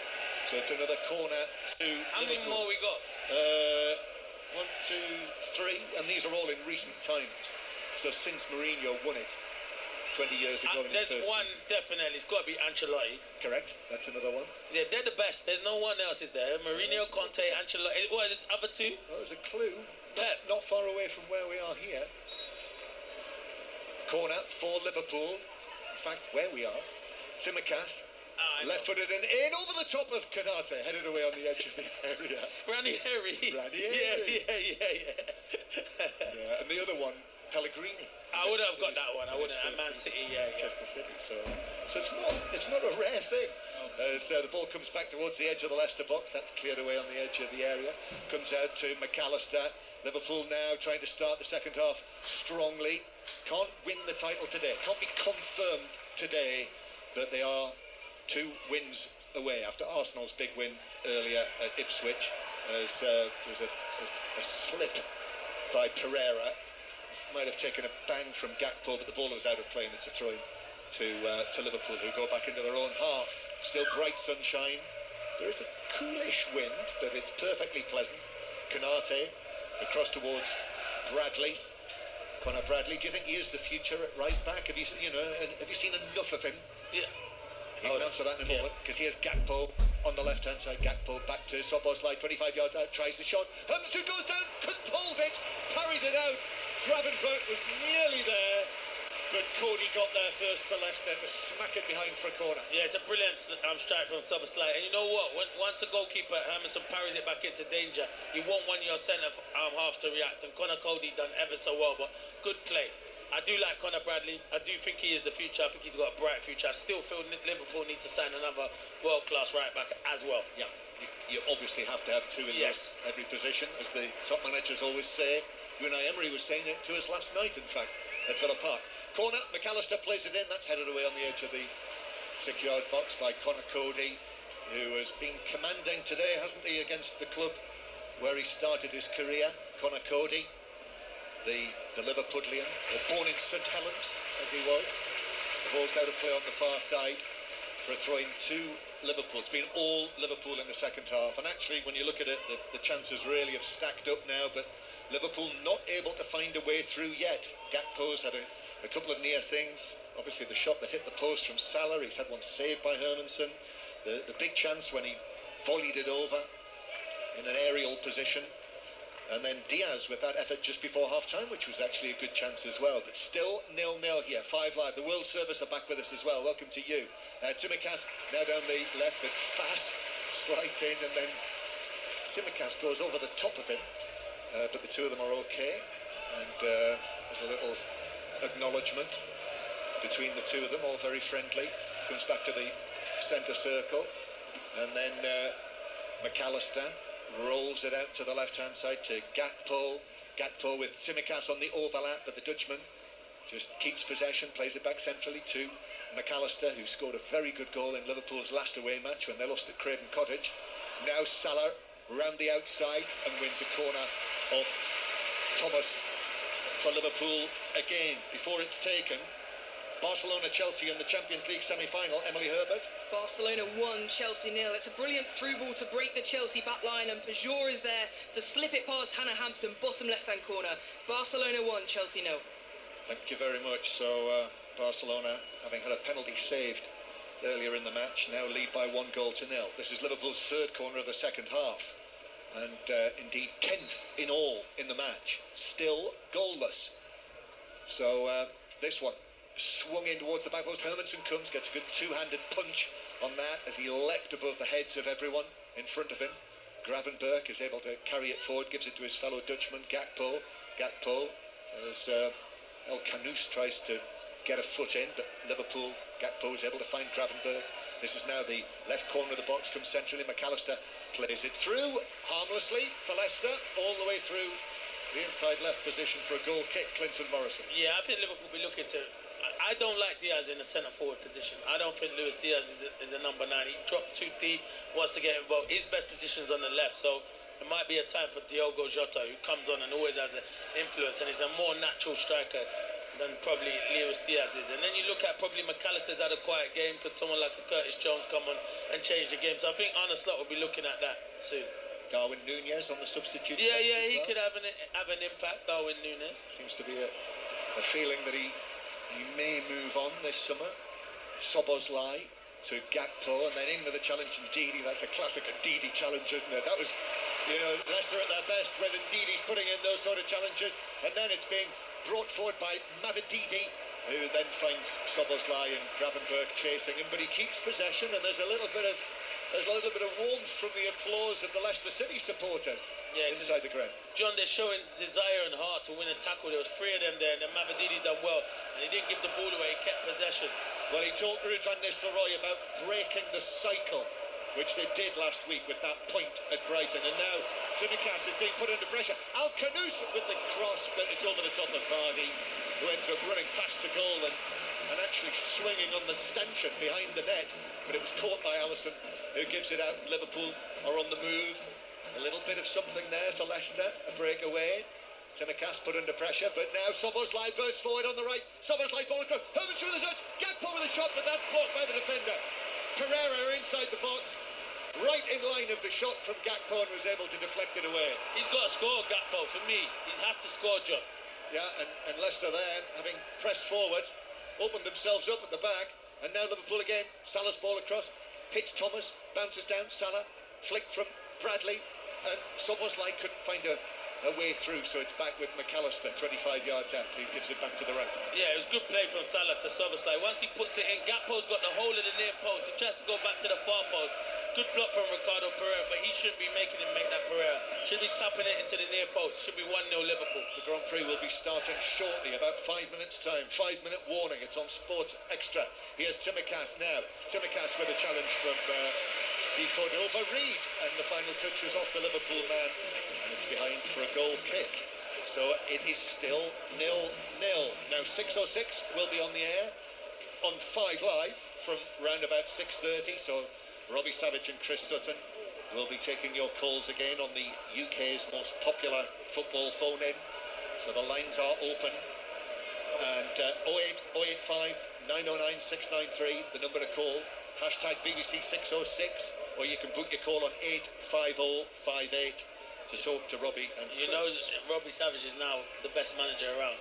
Well, he's had an amazing season. He has. With Macclesfield. He's done well, and to be should fair. get, like Arne Slot, should get all the credit that Of course he does. He deserves it. Championship winning manager should get. Bradley, as Liverpool can ball, cuts it back, shot from the angle, but Luis Diaz. But it whizzes away over the top corner. Hands on the Colombian head from Luis Diaz. Goal kick, Leicester 0-0.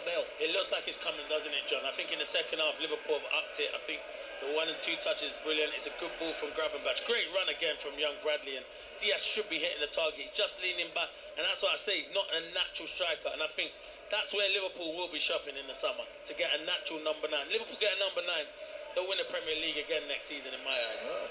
Big statement, I know. City will be back, of course. Yeah, they'll be back, but I still think, will they be back to that kind of level where they were 2 or 3 seasons ago, John? Yes. I'm not quite sure. Obviously, we'll have to find out at some stage what happens with the 100-plus charges, whenever that eventually comes out. Here's Bradley playing the ball forward, but Thomas blocks that out for a throw down the right-hand side. The point being that obviously there are question marks there, but in a footballing sense, you would very much expect Manchester City. Definitely, yeah. You think it would be the 3 teams, and there might be one team that surprises you. You never know, someone like a Newcastle or Aston Villa. Leicester City 0, Liverpool 0. Yes, we were talking last night with Pat Nevin after the match had finished about what Villa's potential might be like next season. Huge potential, especially with the manager, Unai Emery. He's a fantastic manager. Incidentally, Ollie Watkins is now the leading England player in terms of Premier League goals this season. So he's got 1 more than Cole Palmer, now 15. Top of the tree, of course, Mo Salah, with his 27 that he scored in the Premier League this season. Through the middle for Liverpool, Gravenberch and Soboslai. Might break for Tsimikas, who stretched for it, but what an excellent challenge from Pereira, who found an extra yard there to block it. Was it goalkeeper Hermansen in the end who actually saved it? In any case, it was deflected behind for a corner, and actually it was a good save by Hermansen.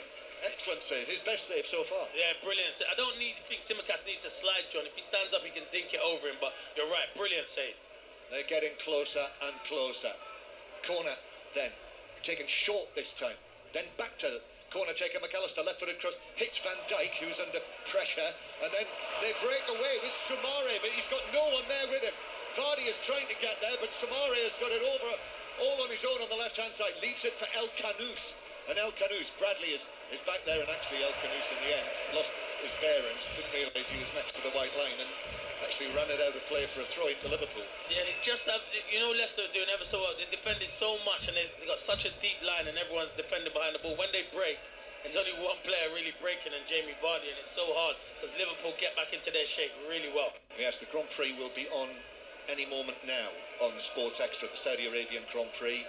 Harry Benjamin and the team will bring you the commentary, so that is on Sports Extra or via your digital radio. And then after that, as we heard at half-time from Steve Parry, there will be live swimming tonight from the London Aquatic Centre British Swimming Championships on Sports Extra after the Grand Prix. John Hunt leading our excellent swimming commentary team, Karen Pickering as well. Ball out of play for a throw-in to Liverpool over there on the far side, which they take quickly. Soboslai, Liverpool still struggling to find a way through against relegation-bound Leicester City. Konate is able to bring it down, give it to Soboslai. Then back to Konate, then square to Van Dijk. Van Dijk rolls it over here to the left-hand side. On a slot, still not looking like making a change. Gakpo with a cross from the dead ball line to the penalty spot, where it is swung away out of play. I think Leicester are going to make 2 changes. I think Daka, Buonanotte. I just seen Ruud van Nistelrooy call them back from their warm-up, so probably be one of them be Jamie Vardy. It's a long battle up there up front by himself, isn't it? Yeah. Buonanotte wasn't able to play against Brighton last week. He's on loan from Brighton. I was rather hoping we might see young Jeremy Monka. I saw him come on the other day. He looked lively on the right-hand side, John. He did. 15 years of age. 15 years old. Yeah. 16 in July. Remember those days, Clinton? Yeah, no, I wish I made my debut at 15. Half an hour to go. Bradley bursting forward for Liverpool, plays it across the box, couldn't find Tsimikas, still going Liverpool after it was blocked away. Salah, excellent footwork, corner, wide from Salah. Hermanson diving to his right. He had the look of a goalkeeper who'd been beaten by the shot, but actually it was wide of the post. It's still 0-0, and another one comes and goes for Salah. Could it be one of them days, John? I'm not sure. Bradley should have shot, but once it comes to Salah, the feet that he shows inside the box, fantastic. You're waiting for the net to ripple, and yeah, it's quite well wide in the end, but Bradley is the one. Put your foot through it. Going to see the double change for Leicester, but also Liverpool making the change, and Jota's coming on for Gakpo, as you suggested, Clinton. You know your onions, don't you? Yeah, I know him, and I like him a lot, Diogo Jota. It's just injuries of Diogo Jota, but he scores goals. So Gakpo's just tailed away a little bit this season. He's not scored in 9 Liverpool appearances now, after at one stage he was absolutely one of their frontliners this season. Remember when he scored against Real Madrid and Manchester City in the same? I think he's had a few injuries, John. It's kind of stop-start season, but you're right, he has tailed away.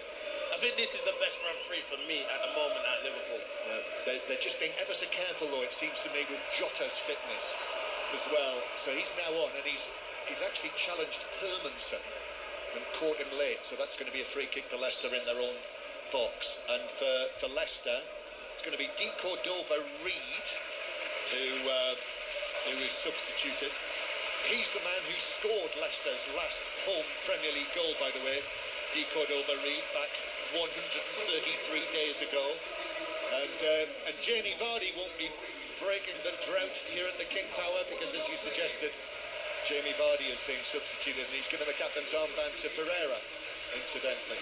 Yeah, he puts a shift in, Jamie Vardy, and any young player wanting to make it as a professional, look how the hard work he's done to come through, and he's an out-and-out goal scorer, and still going at 38 years of age. So it's Patson Daka, the Zambian international, who's another one who's missed a big chunk of this season with injury. So again, you know, Leicester didn't need that. Just the one goal to his name. You know they had one player on loan from Crystal Palace. I have not seen him, Edouard. Not seen him. Hasn't played hardly at all. Is a very good point. Not involved in the squad today. As Ruud van Nistelrooy said, I think in advance of this match. Fass, player on the edge of his penalty area, turns. So Patson Daka is on for Leicester up front, and Tsimikas now being put under pressure. Leicester looking here as though they might be thinking about getting a few more bodies forward. Buonanotte, the other substitute, the number 40, now forward for Daka to chase him. Konate is forced by Daka to concede a corner. Kicked it out of play next to the corner flag. Leicester's first corner kick of the match. Yeah, it's different, Daka. He'll give you energy up front, he'll chase the lost causes, and yeah, when you've just come on, that's the kind of impact you gotta have. So Buonanotte is going to take this from the right-hand side. Leicester, their supporters behind the goal, just one sole flag being rather sadly waved by a Leicester fan as Buonanotte plays this in.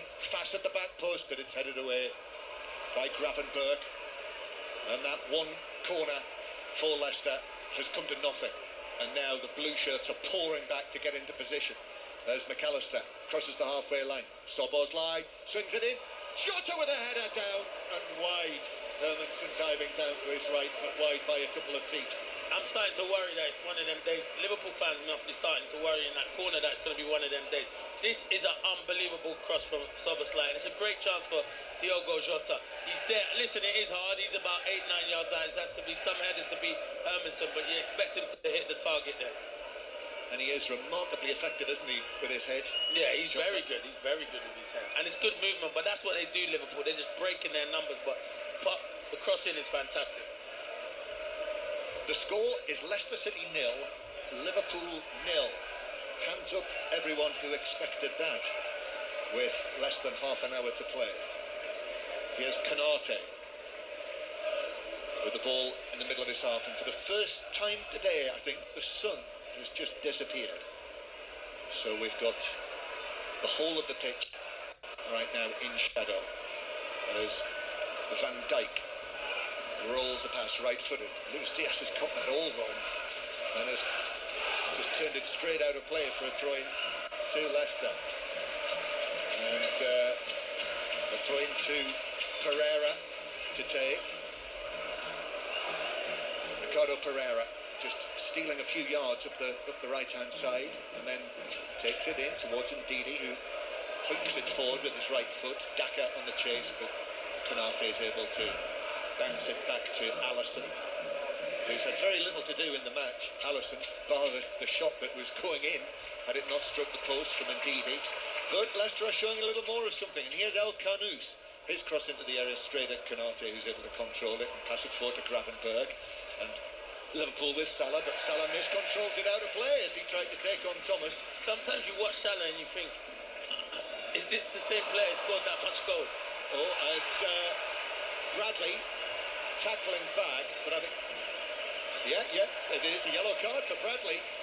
And Mavididi got away from him, and Bradley has fouled him, bundled him over, and that's a free kick to Leicester on the left wing. Let me tell you, John, the piece of skill from Mavididi is outstanding. He just flicks it one side and goes the other side. He has caused Bradley a few problems in that first half. Not so much second half. I think Bradley's been taking him back. He has to be careful now. Yes, so it is the free kick. El Kanous to play this in. Still 0-0. 5 live in the World Service from the BBC. The Grand Prix, I think, is now on Sports Extra. Yes, it is, I'm told. So here is the free kick for Leicester City from out on the left flank. Liverpool players holding a line just outside the 6-yard box. It's swung in left-footed and headed up and away by Szoboszlai, not clear of the penalty area. Another challenge inside the box. Buonanotte now plays it through the legs, and then the shot from the angle by Ndidi. That was Alisson's out of his goal. It's headed in. It's headed in the 6-yard box. Connor Cody. The goal stands. Liverpool look to the referee. Or has it been? No, he disallowed it. It is a foul, John. I called it straight away. I don't understand why the referee don't make it. Alisson's trying to come for the ball and he gets a nudge. And every time you touch a goalkeeper nowadays, you know they will check it. But look, Patson Daka's looking at him and there's the slightest of contact, John. I don't think it's enough because I'm in the centre forward area, but you can't make a contact like that. And for once the referees give it, yeah, that's a foul. It's a foul. Nudged into Alisson. He's nudged him. It's a foul. Who, as I say, was out of his goal. It was along he was along the dead ball line, wide of the goal. But Daka had a look at him, didn't he? He did have a look. If you don't have a look at him or nudge him, then yeah, it wasn't convincing goalkeeper, but it's the right decision. So the Cody dream goal against Liverpool is ruled out, and it's still 0-0. But now Liverpool with Bradley at the other end. Ball across, Pereira stretches, clears, comes out, Tsimikas, then Daka. Excellent work from Daka to put the challenge. It's like a cup tie now, this match. And the underdogs thought that they'd got a goal at one end. That was ruled out, so still 0-0. 5 live in the World Service from the BBC. And Liverpool with Konate is able to play it to Van Dijk. And Van Dijk, here's Luis Diaz. And Luis Diaz now infield, a little stab pass to McAllister. McAllister back to Luis Diaz. Tsimikas is able to get the crossover, came off past his head, and then Cody headed it away for Leicester. Liverpool take up possession again. Gravenberg, then to Luis Diaz. Luis Diaz cuts inside of Buonanotte, then drags it back, gives it to Tsimikas on the left wing. Tsimikas taking on Ricardo Pereira, and then lays it back to Gravenberg, who's 25 yards out. And it's like attack against defence now. We're into the last quarter of the match, and it's still 0-0. With this scoreline, Leicester's relegation would be confirmed today. Leicester have got to win it, but you know, I think we know Leicester are relegation bound. We know Liverpool are bound for the title, and it's just about the game, really. That's what it is about the game.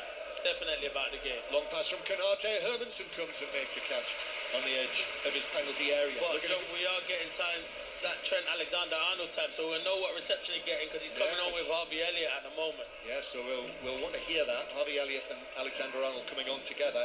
But from the hurly-burly of the King Power Stadium, we're going to go to the World Snooker Championship because Jamie Broughton has an update from the Crucible.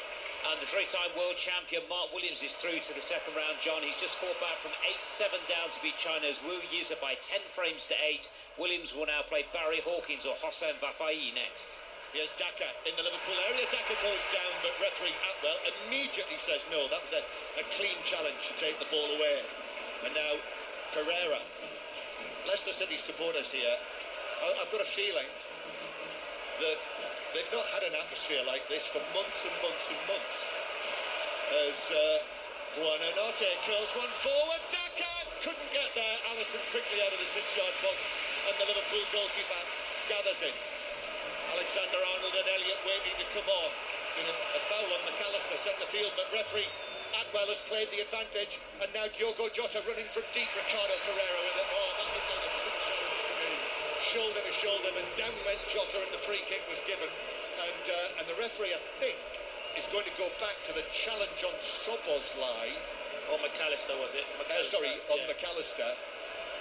It looks as though it's Ndidi who's going to receive the yellow card. Yes, it is. While Liverpool organise themselves, what's the latest on Barcelona-Chelsea in the Women's Champions League semi-final, Emily Herbert? Well, Chelsea with some work to do at the break. They trail by a goal to nil. Barcelona's top goal scorer, Iwa Pior, the difference, who slipped through Chelsea's backline to compose herself inside the box and slot past Hampton into the bottom corner. Chelsea haven't been bad. Every time they attack, they look like they could score, but at half-time, it's Barcelona 1, Chelsea 0. Yes, Trent Alexander-Arnold is sprinting onto the pitch. There are boos, but I think they're coming from the Leicester City fans. Yeah, and actually the Liverpool fans are applauding him. Yeah, they almost all of them. Yeah, they all gave him. You got to applaud him. The young man's a fantastic footballer. Yes, this is the backdrop of this is the expectation that he's going to leave Liverpool at the end of the season. Tsimikas takes this free kick into the box, too close to Hermansen, who's able to stretch to the left of his 6-yard box and make the catch. So Liverpool making 2 changes there. Bradley has been replaced by Alexander-Arnold, and Harvey Elliott coming on into the midfield for Szoboszlai. So it remains 0-0 as Leicester have the ball halfway inside their own half. Just trying to make out what the Liverpool fans were singing there. I'm the world's worst at making out what fans sing. But the chances are it might not have been repeatable anyway in many cases. As the ball's out again for another throw into Leicester near the halfway line. We're into the last 20 saying. minutes. The Scouts are in our team. They're talking about Trent. So basically they are backing him. The Scouts are in our team. Yeah. Well done. That was well interpreted by you, Clinton. With a little bit of help. With a little bit of help. I got a lot of help. Just as well. We've got editorial presence exactly. on site. We've got royalty in the building. Leicester City 0, Liverpool 0, and a strong backing for Trent Alexander-Arnold, which I have to say pleases me. Definitely, it pleases me. I love Trent. I think he's fantastic. He's one of the, if not the best passer in the Premier League, alongside Kevin De Bruyne. A fantastic footballer. Right. We've got a real match on here, even though this scoreline would result in Leicester's relegation being confirmed. Lines are open for 606 08 085 909 693. I'm sure they want to hear from Wolverhampton Wanderers supporters on the way back from Old Trafford, winning 1-0 against Manchester United, so Wolves now safe from relegation, which again we knew was going to happen, but confirmation of that. Arsenal 4-0 winners at Ipswich. That is why Liverpool cannot be confirmed as champions today. Here's Elliott taking it on and shooting. I thought that took a deflection on its way over. John, there's a goal kick. Thank you. You can see from here, and Stuart Atwell is 5 yards away, can't see from there. Oh, come on. We can all see that. It's the biggest deflection off of Luke Thomas. Yeah. The way the ball wobbled, really, as much as anything else, but it's a goal kick that's been given. So, yes, wins for Wolves and Arsenal, and a full house of away wins in the Premier League earlier. Chelsea winning 2-1 at Fulham with the late goals from George and Neto. So again, Chelsea supporters, I hear that Enzo Maresca was receiving a bit of criticism, as he did here last season, even though he was leading Leicester to the Championship title. Celtic through to the final of the Scottish Cup, 5-0 winners against St Johnstone at Hampden, and 0-0 here. Tsimikas waiting on the halfway line. So yes, 08 085 909 693 to talk to Chris and Robbie on 5 Live from around about 6:30. So Liverpool being made to work hard. They have had a stack of chances in the match, but Hermansen's had a good day. And Leicester City, who thus far this season have kept precisely one Premier League clean sheet in 32 matches played, are frustrating Liverpool. Liverpool, who almost always score. In fact, just once in their last 36 Premier League matches have Liverpool failed to score. And that was when they lost to Nottingham Forest at Anfield this season. Gravenberg is fouled. El Khanous and Daka together. But Leicester look a different team. Elliott.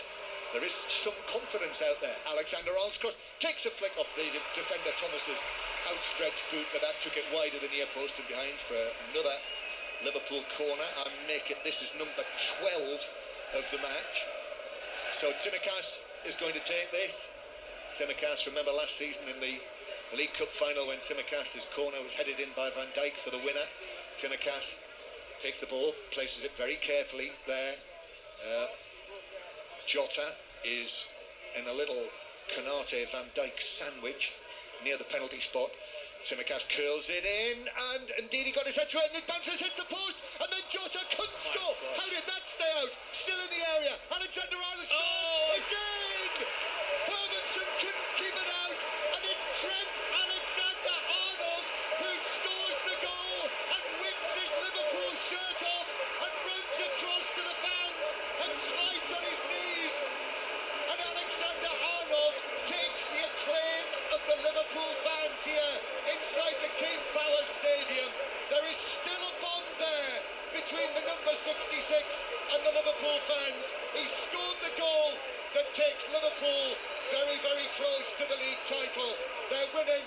Leicester are complaining about this. They're surrounding referee Atwell. So we'll see if VAR is going to intervene here.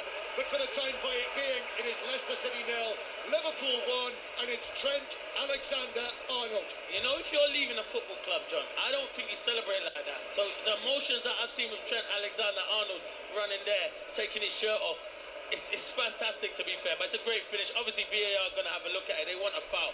I don't know why they want a foul, because it's Hermansen that collides, I think, with Leicester's defender that's on the floor. Salah has the initial touch, so I think the goal will stand, but once it comes, it was written, wasn't it? It's probably written. Yeah, it's not going to be a foul. I don't see no foul in the build-up at all. And the strike from Trent Alexander, with his weaker foot, he doesn't have a weaker foot. Fantastic finish from, and it was probably written words in it, John. Everyone was worried about the reception, and it's a great finish. Yeah, left foot finish. We're going to win the league.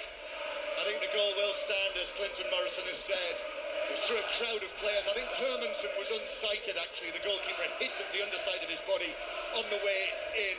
And in the midst of all that, it was a little header by Salah that actually bounced down and hit the post. Then Jota somehow didn't score from the position he was in on the left side of the 6-yard box, but no matter for Liverpool. And there is the restart. The goal stands.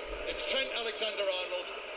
It's Leicester City 0, Liverpool 1. And with this scoreline, Liverpool will be just one win away from being confirmed as the new Premier League champions. And Leicester, a defeat that will confirm their relegation back to the Championship. But quite a moment that. It is a big moment, and he's a big player. Listen, whatever happens with him, I love watching him. I think he's a fantastic player. He can play anywhere on the football pitch. That's how I hold him, Trent Alexander-Arnold. And I'm happy he scored that goal. Listen, I don't support any of these teams, but for what Trent Alexander-Arnold, whatever happens with him at Liverpool, it's a great strike. We shall not be moved, saying the Liverpool supporters, like a team that's going to win the Football League. Here's Salah into the penalty area, little cross, Jota with a header. Oh, excellent defensive header though by Pereira before he could twist his neck and head it in. Pereira arrived. Yeah, I think Pereira just does enough and puts Diogo Jota off. It's a brilliant pass from Gravenberch, and Salah's now getting into the game more in his second half. He's changed it up to the back post, but you're right, John, Pereira just does enough. And yeah, Jota just heads it wide. 1-0 to Liverpool. 5 Live in the World Service from the BBC.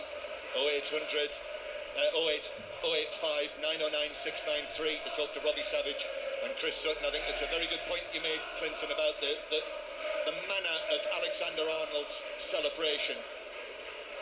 You know, to react in the way that he did, his shirt coming off, which I presume he was yellow carded for, he must have been. I didn't see whether he was or not. But yeah, he was. He was. Yeah. But to celebrate like that, you know, that suggests to me these are the dying days of Trent Alexander-Arnold as a Liverpool player. Yeah, it could be. I've seen many U-turns though. You never know, John. Not so sure. Yeah, I'm not so sure. I'm in hope like everyone. You want to see the best players in the Premier League, but yeah, I'm in hope like you. I don't think it will be, but I'm in hope. Well, as I said at the time, around about the turn of the year, I was told that by a colleague of mine in Madrid that Real Madrid was super confident that he would be a Real Madrid player next season. And when they're confident, they usually get what they want. They do, don't they? Yes, they do. They've got a tendency of that. They're playing tonight, Real Madrid, against Athletic Bilbao. Ooh, good game. So 1-0 to Liverpool, and Jota playing it through. Liverpool looking for a second. Elliott, then forward to Salah. Salah's in, but it's blocked by Cody. Comes back to Elliott, though, still inside the Leicester box, and then the challenge puts it behind Ndidi for another Liverpool corner, and they are now hungrily looking for a second goal. The Grand Prix continues on Sports Extra, the Saudi Arabian Grand Prix, but there has been a crash on the opening lap, and Max Verstappen is leading behind the safety car, so that is on Sports Extra right now. 10 minutes to play. Tsimikas with his fair hair tied up at the back of his head. I think they call it a man bun, don't they? Yes, right? That's what it's called, John.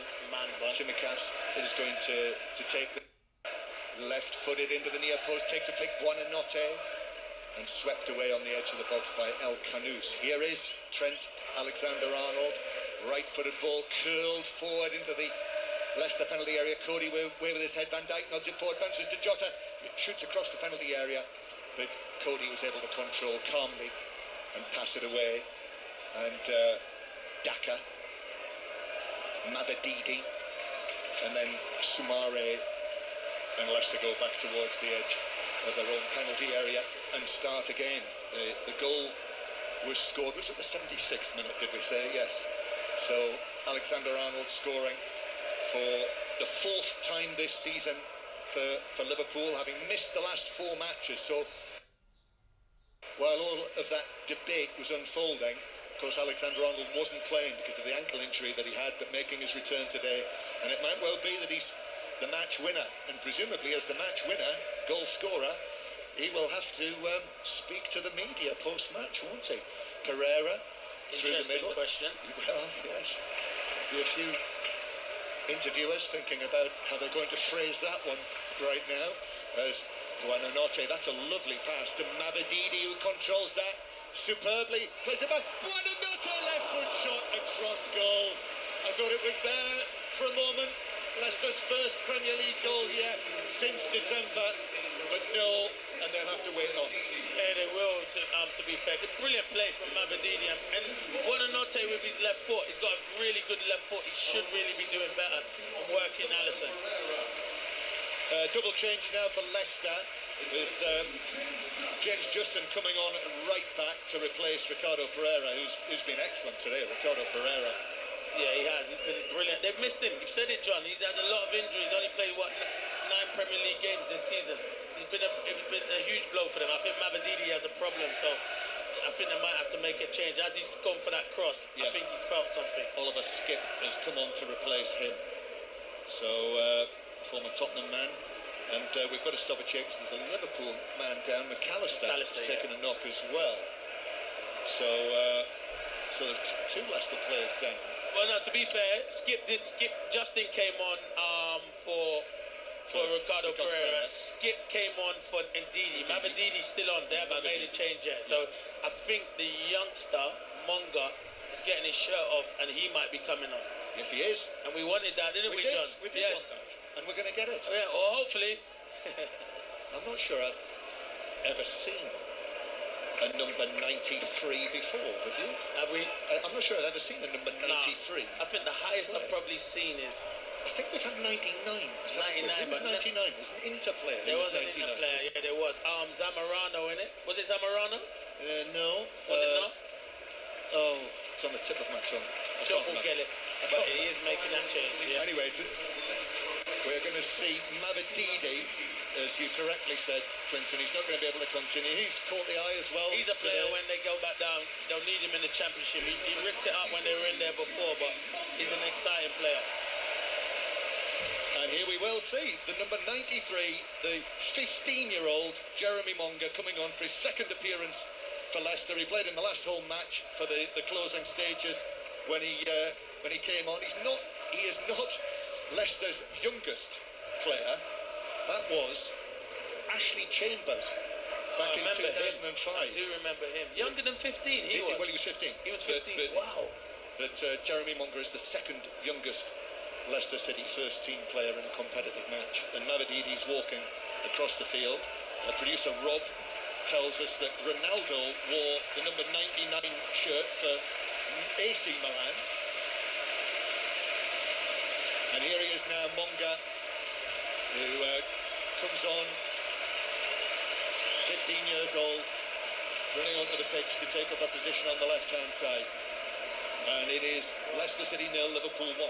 John, that's the future. They're the type of players they're going to need next season in the Championship to help them. It can't be a regular, probably at 15, 16 years of age, but he'll be involved and they're going to need them players. And they do have good academy, Leicester. I know a lot about it up here, and their academy is really well run. And another 16-year-old played last weekend, didn't he, against Brighton. Jake Evans came on. Yes, he did. As a substitute for his debut. So Monga is on for Mavididi. So that is all 5 changes now for Leicester. There was another Inter player, but I can't remember who it was. Zamorano was 99. I promise you. I could be wrong. More recent than that. Oh, it's recent. Okay, mate. Okay. We need to find that. McAllister's off the field, waiting to come back on. And here is Monga then, into the action for the first time, but he gets a little burst and he actually stands on the ball. And Liverpool are able to nick it back. The Liverpool supporters in great voice again. 4 minutes to play here. Sun comes out again. The sun shining on Mo Salah on the right wing. Elliott ahead of him. Elliott then plays it back centrally. That's chested down by Jota and then back towards the halfway line. Do you know who it was, Clinton, who originally sang "We Shall Not Be Moved"? No, tell me. Back in I think it was the 60s or the 70s. You're going to have to help me with No. You're not going to have a stab? No, I can't even have a stab because I don't want to embarrass myself on live radio. Okay. Necessarily embarrassing. Say the wrong. Shame to be wrong. Say the wrong. It's pub quiz night, isn't it? It is pub quiz night tonight. It is. It was the Seekers. Okay. I would never have got that job. Never. No. So I'm glad you helped me out there. Van Dijk, long and left-footed, headed away by Justin, the substitute, the England international. As Justin then lands on the back of Luis Diaz, and that's a free kick to Liverpool, halfway inside the Leicester half. 3 minutes to go. Liverpool leading through the Trent Alexander-Arnold finish. A thrashed left foot finish that found its way into the back of the net. Cassano's one. Antonio Cassano's one. Was the number 99? Yeah, 99. That's who you're talking about recently, Cassano. There you go, little striker who's very lively. You know, you just show me that. Was Taremi's name on that? Yeah, Taremi. I think it was Taremi, the one. Oh, Taremi, it is Taremi. Yeah, that's who you're. Yeah, Taremi. That's it. Timikas with the free kick. Hermanson gets a punch on that. Alexander-Arnold hits the shot, but the whistle's already gone.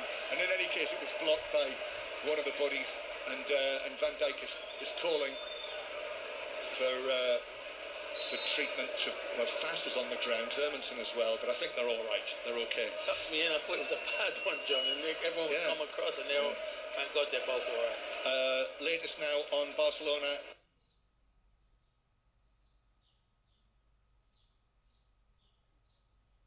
Chelsea, which is being monitored by Emily Herbert. What's the news? It's still Barcelona 1, Chelsea 0. 5 minutes into the second half, Aya Payor with the goal for Barca in the first half, the difference. Chelsea captain Millie Bright just firing up her players, aiming to get something from this away leg, but it's Barcelona 1, Chelsea 0. 1-0 to Liverpool here, so this means that Liverpool would be very close. I said that last week, but, well, okay, they'll be very, very close. Very, very, very close. One more win would do it, or indeed... Need a favourite for my old club on Wednesday night. Crystal Palace, yes. Don't worry, I'll give Glasner a call and see. So, with this scenario, with Arsenal having won and Liverpool winning here. If Arsenal and Palace were to draw on Wednesday night, then Liverpool would actually still need one more point to be absolutely confirmed. But with the goal difference, they'd be pretty much there. As Van Dijk is outstripped the ball, and that's how Liverpool want to play. That's the thing. His only part of his game. He has to be better on the ball. And were with these scorelines, were Arsenal to lose to Palace on Wednesday, then that would mean Liverpool would be confirmed as champions without kicking a ball, as they say. So could be in the next week. Here's Buonanotte. Buonanotte gets the ball down on the right, but a little touch from Tsimikas, and then Luis Diaz takes it away and hairs away up the wing, plays it in field, even though he's surrounded by blue Leicester shirts. However, Wout Faes has won it back, and Faes is Leicester's right winger all of a sudden, and Tsimikas puts in the challenge, and it's out of play for a throw-in to Leicester. 1-0 remains the score. Liverpool have won the title in Leicester before, incidentally. 7 minutes of added time.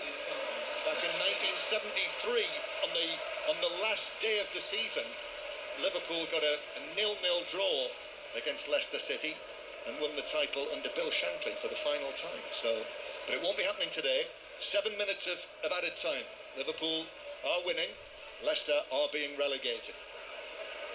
Throw-in taken. Justin, left-footed.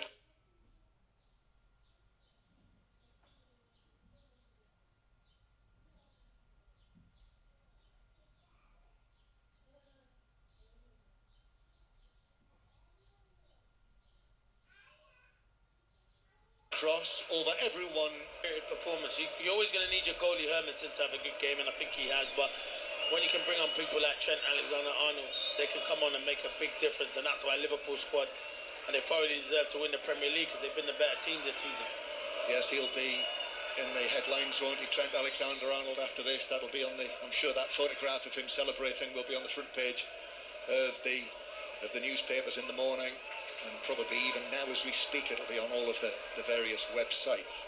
All the details on today's action on the football pages of the BBC Sport website and app. Highlights Match of the Day 2 tonight. And on the Football Daily feed on BBC Sounds, the Premier League review will have all of the action rounded up for you. Leicester City with the ball inside their own half. Perhaps one final hurrah from them. Sumare back to Thomas, and then Thomas back to Cody. Long pass from Cody, looking for Buonanotte, who heads it on. First time pass. Oliver Skip is able to take it on, but two Liverpool players around him, and the assistant, Konstantin Hatzidakis, has given that as a free kick to Leicester on the right flank. So a chance from the set piece. It is. They'll feel frustrated if they concede now, Liverpool, that's for sure. You can't keep giving away set pieces because Leicester will cause you problems. El Canous and Buonanotte are the two Leicester City players who will deliver it. In fact, it won't be the number 40. Buonanotte has run away and taken up a position just outside the D. So Leicester looking for that first Premier League goal here on their home ground since December. El Canous with the free kick in. Buonanotte jumped for it, one of the smallest players on the pitch, but he was beaten in the air, perhaps unsurprisingly. Alexander-Arnold is then able to take it down in the right back position and pass it forward, but Thomas is able to control that. We're going to see Curtis Jones coming on. Thomas nearly lost it on the halfway line to Elliott, but just was able to get a touch to put it out of play. Throw into Liverpool. Jones is going to come on for Luis Diaz. And Arne slot, just making one or two more adjustments down there. He will be the first Dutch manager to win the English League title when it happens, probably at some point in the next week. A throw in on the far side of the field for Liverpool. You're thinking on that game Wednesday, it's a big one for Arsenal, because do you play your strongest team when you know a week later you've got a massive Champions League and you played your full team this weekend against Ipswich? So it's big decisions for Mikel Arteta, and it's the same for Palace. Palace have a big FA Cup game on the Saturday, so it'll be interesting to see the two teams that are picked on Wednesday night. Yes, 5 Live will be the place to listen to Aston Villa against Crystal Palace next Saturday tea time, and then you and I will be together. Yes, we will. That should be a good one, shouldn't it? Probably on Sports Extra for the Nottingham Forest Manchester City tie. More than likely. After the semi-final we covered last season, it can't be as good as that. Oh, that was brilliant, wasn't it? Last season, Every brilliant. cup ties I've ever seen. Yeah. Here is El Canoes. Liverpool close to victory here, which will take them to the brink of winning the title. Monga. And then Thomas. Thomas is just running it from Sunshine into the shadows. And then Cody allows it to run all the way back to Hermansen. We've had almost 5 minutes of the 7 of added time. Leicester City, if nothing else, their spirit today deserves a goal. But I'm not sure they're going to get one. Alexander-Arnold, what a pass that was. From inside his own half, 60 yards. But Jones was in an offside position. And that is unbelievable pass, that is. He's got no back lift and he just cuts across it 60 yards. He just makes it look so effortless, you know what I mean, John? He's just running through the repertoire. Just showing us what we could be missing. Yes. Wild stocks last in a red shirt. Yes. Here's Buonanotte. Buonanotte to Fass. Fass looks up and he goes for an Alexander-Arnold style pass. Actually, that was very David Luiz, wasn't it? But Alexander-Arnold gets up and was able to head it out of play. Throw in for Leicester. Less than 2 minutes to play. Lots of blue seats are appearing around the King Power Stadium, but not as many as at times this season when there have been quite a regular mass exodus at the King Power Stadium. This has been a match well worth watching. Buonanotte heads it on to Skip. Skip's ball across, took a deflection. Daka's trying to get there. Back to Buonanotte. Left foot shot. Flies away wide and high of the top left corner and into the Leicester City fans. You see, that's from that position. I don't know why he's gone for power. If he just bends that into that far corner, it opens up on that side. So it's a side foot finish, but he tries to take the lever off it, and it's always going to be difficult to beat Alisson like that. He's always rising above. But credit to Leicester this afternoon, John. They have given it a good go. If they'd showed this appetite for most of the season, they still might have got relegated, but they might have given themselves a fighting chance. Yeah.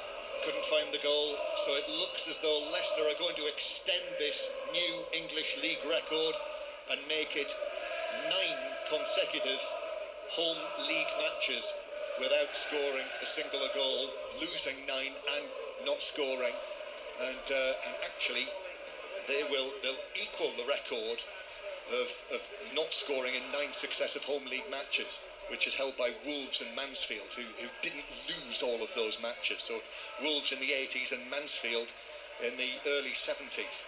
So I feel almost guilty mentioning those records when Leicester have been so spirited today. But let's be honest as well, Liverpool could have won this by a significantly higher they could number. have. They missed some chances, and Hermansen's been good in the Leicester goal. So yeah, they could have. Final knockings, as they say. Elliott still inside his own half to Tsimikas. Tsimikas plays it back, and we've had the 7 minutes now, and Liverpool are nearly there for another win. Let's look at their 24th win out of 33 in the Premier League this season, as Elliott ends up on the ground. Still we play on, no free kick. Monga runs into trouble and Liverpool have got it back, and I think that will probably be it, as Alexander-Arnold hits what might be the final pass of the match. And it is, and there it is, Liverpool's supporters, splashed by sunshine in one corner of the King Power Stadium, celebrate another win, a hard-fought win against Leicester, for whom this result means that they are relegated. So Leicester's relegation is confirmed by this defeat to the Premier League leaders. A miserable season for them. A season that all Leicester City fans will want to put out of their minds. Ruud van Nistelrooy walks out there into the centre circle, but at least they showed a bit of fight today. Clinton Morrison. You're right, John, they did show fight, but should have showed this from the start of the season. It's been nowhere near good enough. The Leicester fans have had to suffer, but yeah, they go back to the Championship next season and they try and bounce back. I do think they will bounce back, but they'll lose a few players. They'll have to add a few players, look to bring in a few youngsters, but they gave it a right go today. But remember, you got to realise the Premier League season is about 38 games, not just about one game. So they've been disappointing and they thoroughly deserve to go down. It's hard thing for me to say that, but they just haven't turned up on the big days, and they did today. But Liverpool showed their class. Yeah, so the lines are open for 606 08085 909 693 on 5 Live. We'll follow shortly, and during the course of 606, we will bring you the interviews. I'm sure Ruud van Nistelrooy will be on, and the Leicester City players reacting to their relegation. But the Liverpool supporters in one corner of the King Power Stadium. Arne leads his players over there. Liverpool now, that finishing line is getting ever closer. One more win will do it. And it may well be that they clinch it and are confirmed as champions next Sunday at Anfield against Tottenham. You'll hear that with us on 5 Live. Mo Salah has gone there and clinched his fists to the crowd. Now Virgil van Dijk has been called over after signing his new contract. The captain now leads his players, and listen to this.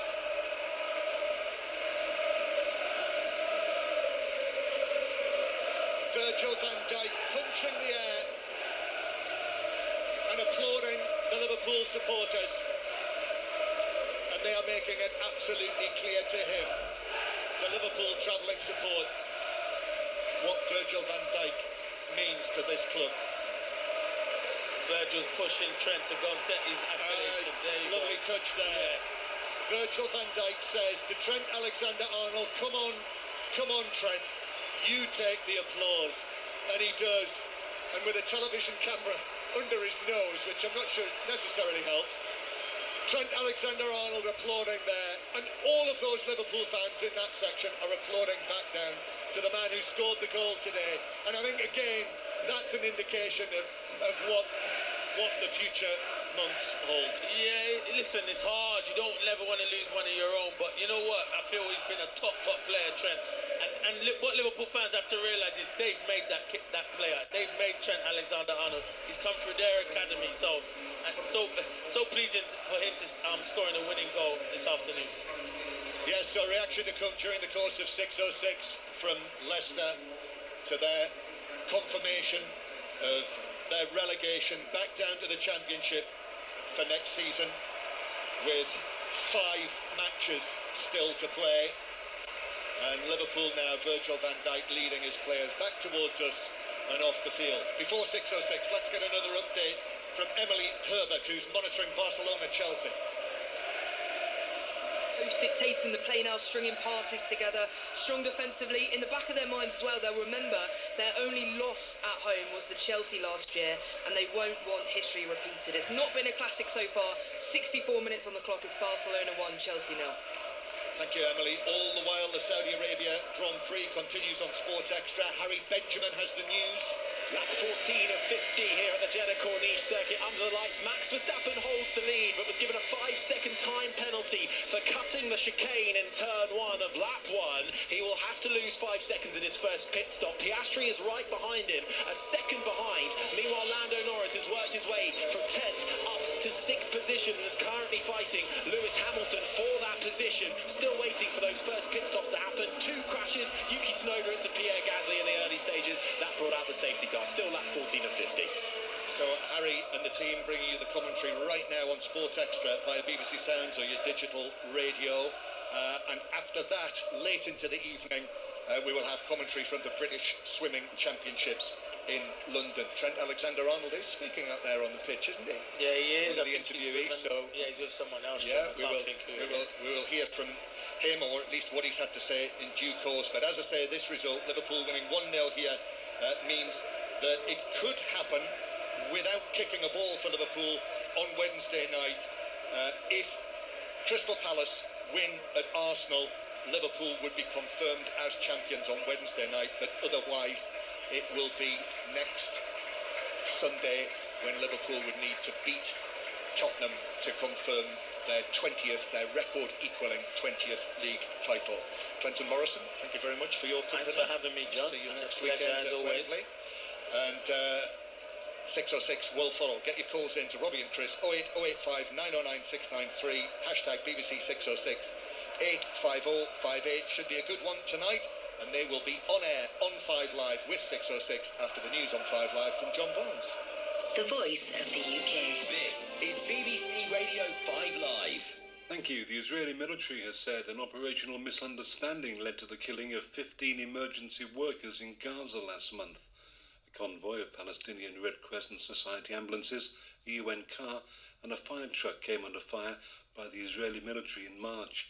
Following an inquiry by the Israeli Defense Forces, the deputy commander of the unit involved in the incident has been dismissed. Ukraine and Russia have accused each other of breaking a 30-hour ceasefire announced by President Putin. Ukraine said Russia had continued to shell parts of the front line. Moscow says that Kyiv launched drone attacks last night. The Ministry of Defence says British fighter jets intercepted Russian aircraft close to NATO airspace in 2 separate incidents over the last week. A statement said 2 typhoons were scrambled from an airbase in Poland on Tuesday and Thursday. And Pope Francis has wished crowds in the Vatican a happy Easter despite his recent ill health. He delivered the brief remarks from a wheelchair on a balcony overlooking St. Peter's Square. The new series of Match of the Day Top 10 is out now, only available on BBC Sounds. Join myself, Gary Lineker, Alan Shearer, Micah Richards and my dog as we dig into the top 10 of the Champions League. We go through our favourite goal scorers, best moment and even our all-time 11s. Now that, gentlemen, is a list. No wonder you didn't get a list. He didn't get on the reserve list. You can listen right now on BBC Sounds. Are you ready to have your say in the UK's biggest football debate? Your teams, your views. Get ready. This is 606 with Chris Sutton and Robbie Savage on 5 Live. Welcome to 606, your football phone-in show here until 8 p.m, taking your calls.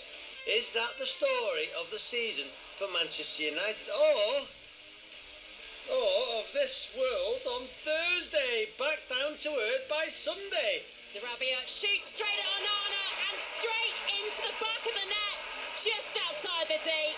And Wolves had the lead. Manchester United 0, Wolves 1.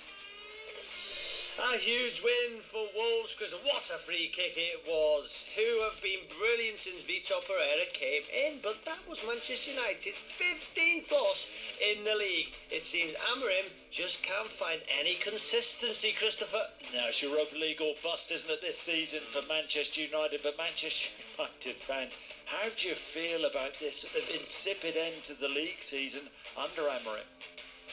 Manchester United and Wolves fans, what a win for Wolves, a double over Manchester United. We'll hear from you, callers on 08085 909693. At the King Power, it was only one team looking for a title and another looking at the championship. Alexander-Arnold, it's in! Hermanson couldn't keep it out, and it's Trent Alexander-Arnold who scores the goal and whips his Liverpool shirt off and runs across to the fans and slides on his knees. And Alexander-Arnold takes the acclaim of the Liverpool fans here. This is BBC Radio 5 Live. Call free 08085 909 693. Text 85058. Text will be charged at your standard message rate. Visit bbc.co.uk/5live terms for our terms of use and privacy notice.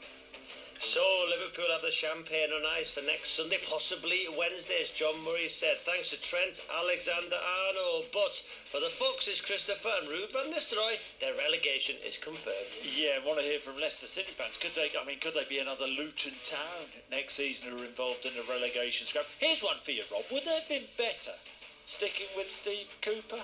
I mean, they were, what, 16th? Well, no goals at home. A couple of points clear of the bottom three when they sacked him. No goals at home since December the 8th. Did I hear John say that in commentary? Yeah, I think you're right. That's unbelievable. That's pathetic. Embarrassing. And here's one, Rob. I mean, Trent, that feeling written in the stars, wasn't it? Do you think that could sway his thinking? Could he stay now? What do you think, Liverpool fans? It's a good question to Liverpool fans, Christopher. Let's ask them, Liverpool and Leicester fans. We want to hear from you. The number is 08085 909 693. Who else do you hear from tonight, Christopher? Well, I hear from Chelsea fans. They were 1 down, weren't they, at half-time.